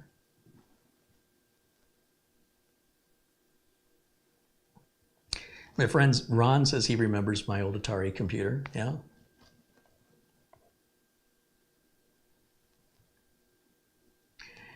Dwayne says back in the day, his thing was thin net token ring cabling, bridges, and hubs. Yeah. Yeah. Been there, done that. All right. Well, to summarize, the Miniforum Venus series, this UM773 Lite, I think is a great value for the money. Again, they're not paying me to make this video. This is my honest summary and my honest opinion of the machine. I think if things keep moving the direction they're moving on these mini PCs, and as the general public becomes more aware of how much money they can save and how much less room they take up, I can foresee a day very soon where the home users that have desktop computers today will realize they don't need them anymore. And I also foresee me recommending to my business clients that we start switching them over to mini PCs. I've got one client that has 2 Nooks, but they're the long, skinny Nooks. They're about yay big. Well, this is a bit taller. It's a lot shorter. And they liked the first Nook so much they wanted a second one. So that's already replaced 2 desktops. And they've got about 15. I think when those other 13 get old and need to be upgraded, I'm probably going to recommend a mini PC of whatever good value it is at that time in a few years. Probably when it's time to go to Windows 11, rather than upgrade what they've got to Windows 11, I think we should just buy mini PCs that will come pre-equipped, preloaded with Windows 11, or even maybe Windows 12 at that time. And that's going to be the end of those Corsair 200Rs for all but the most demanding users. And none of my business clients are demanding users in that regard, where they need a graphics card, discrete graphics, or they need that big tower. And I think the customers are going to be very delighted at how much money they're saving and how much smaller the units are, that they're not taking up as much room. I think reliability is going to be identical. I don't think they're going to have any problems with these mini PCs, just as they're not having problems with the desktops I build. The reason I build them is I don't want to support someone else's computers. It could end up costing me a lot of money. So when I build systems for my clients, I'm doing it on the condition that I'm supporting those systems. And I build them in a way that obviously they're as reliable as I can make them. And then that means, well, I'm not making much money on the sale of the computer. Sometimes I'm just breaking even. Where I am making the money is in the ongoing support of the computer. My concern about these little mini PCs is there's very little I can do to repair them, but repair is very rare. If they're built well, built with quality, they should just last until they're not useful anymore. I suspect somebody like Adrian's Digital Basement YouTube channel could in the future be looking at these mini PCs 30 years from now, and probably many of them will be in better shape and will boot up much, much better than the systems from 30 years ago he's looking at today. I guess it's 40 years ago, getting old. So if he's pulling up a system that's 40 years old, a lot of those systems don't work. There's some corrosion involved, but there's also just so many chips, there's so much to go wrong. There's far less to go wrong when everything's condensed down and, you've got hundreds of chips all in one little chip. And I suspect you'll be able to take these, plug them in 30 or 40 years from now. And I suspect that they are likely going to boot up just fine. And that the ones that don't work anymore, those will be the rare exception. But it's kind of the other way around. But that's the technology, how it's evolving. It makes perfect sense. Like, I don't know what you would do with it in 40 years any more than I know what he's doing with these 40-year-old machines he's resuscitating. But the point I'm trying to get to is it will likely not be very useful and therefore need to be replaced, because you'll need more resources, you'll need more power, you'll need more something as the operating systems evolve, as the internet evolves, and how we use the computer evolves. That's what I suspect, especially in a business environment, not necessarily a home environment. As a consumer can get away with a consumer device. I'll check my phone here real quick to see if there's any contributions made, and then we'll wrap it up for today's video. When I picked it up, it vibrated at me, so somebody's trying to reach me. Oh, $20 came in from Gary Tatum. Right on. Well, thank you, Gary. Thanks for supporting the channel. And of course, thanks to everybody for your contributions during today's live broadcast. There's going to be a shout out to Winston Liu, Kurt Schlegel, Mike Visions, Gerhard Huff, Jimmy McGregor, Rick Lakes, Roy Starman, Alan Lindas, Ferris, Peter Laycock, or as we call him, Buster, and Garfield Rupe, who became a member today. And thanks to all of you for your support, enabling me to continue making more videos more often. And thank you for being a wonderful part of this amazing community that we've created. It's so much more enjoyable for me to not deal with harassment and bots and all the nonsense that comes with the channel getting more and more popular and the scrutiny. It's discouraging at times. And today has been a real pleasure. You guys have been a great, wonderful, I don't want to say audience, because audience implies we're not interacting, that you're just listening. I really enjoy the interaction. And for those of you who have been brave enough to ask a question, thank you for doing that. And to all my friends in blue and all my supporters, again, thank you for supporting the channel. Thank you to Phil at Miniforum for sending us the PC for review. And if you have any follow-up questions and you missed the live video, just leave it in the comments below and I'll try and get an answer for you. Thank you for watching. Enjoy St. Patrick's Day. Enjoy the rest of your Friday. Have a safe weekend. I will see you all again very, very soon. Members only videos are done every Monday at 1 o'clock Pacific time. Those videos are never made public. They are for members only. They're very often hangouts. Audience of maybe 3 dozen people tops. So your ability to interact with me in a much smaller, more intimate environment is a benefit of being a member. If you haven't become a member, there are benefits to the membership. And try it, see if you like it.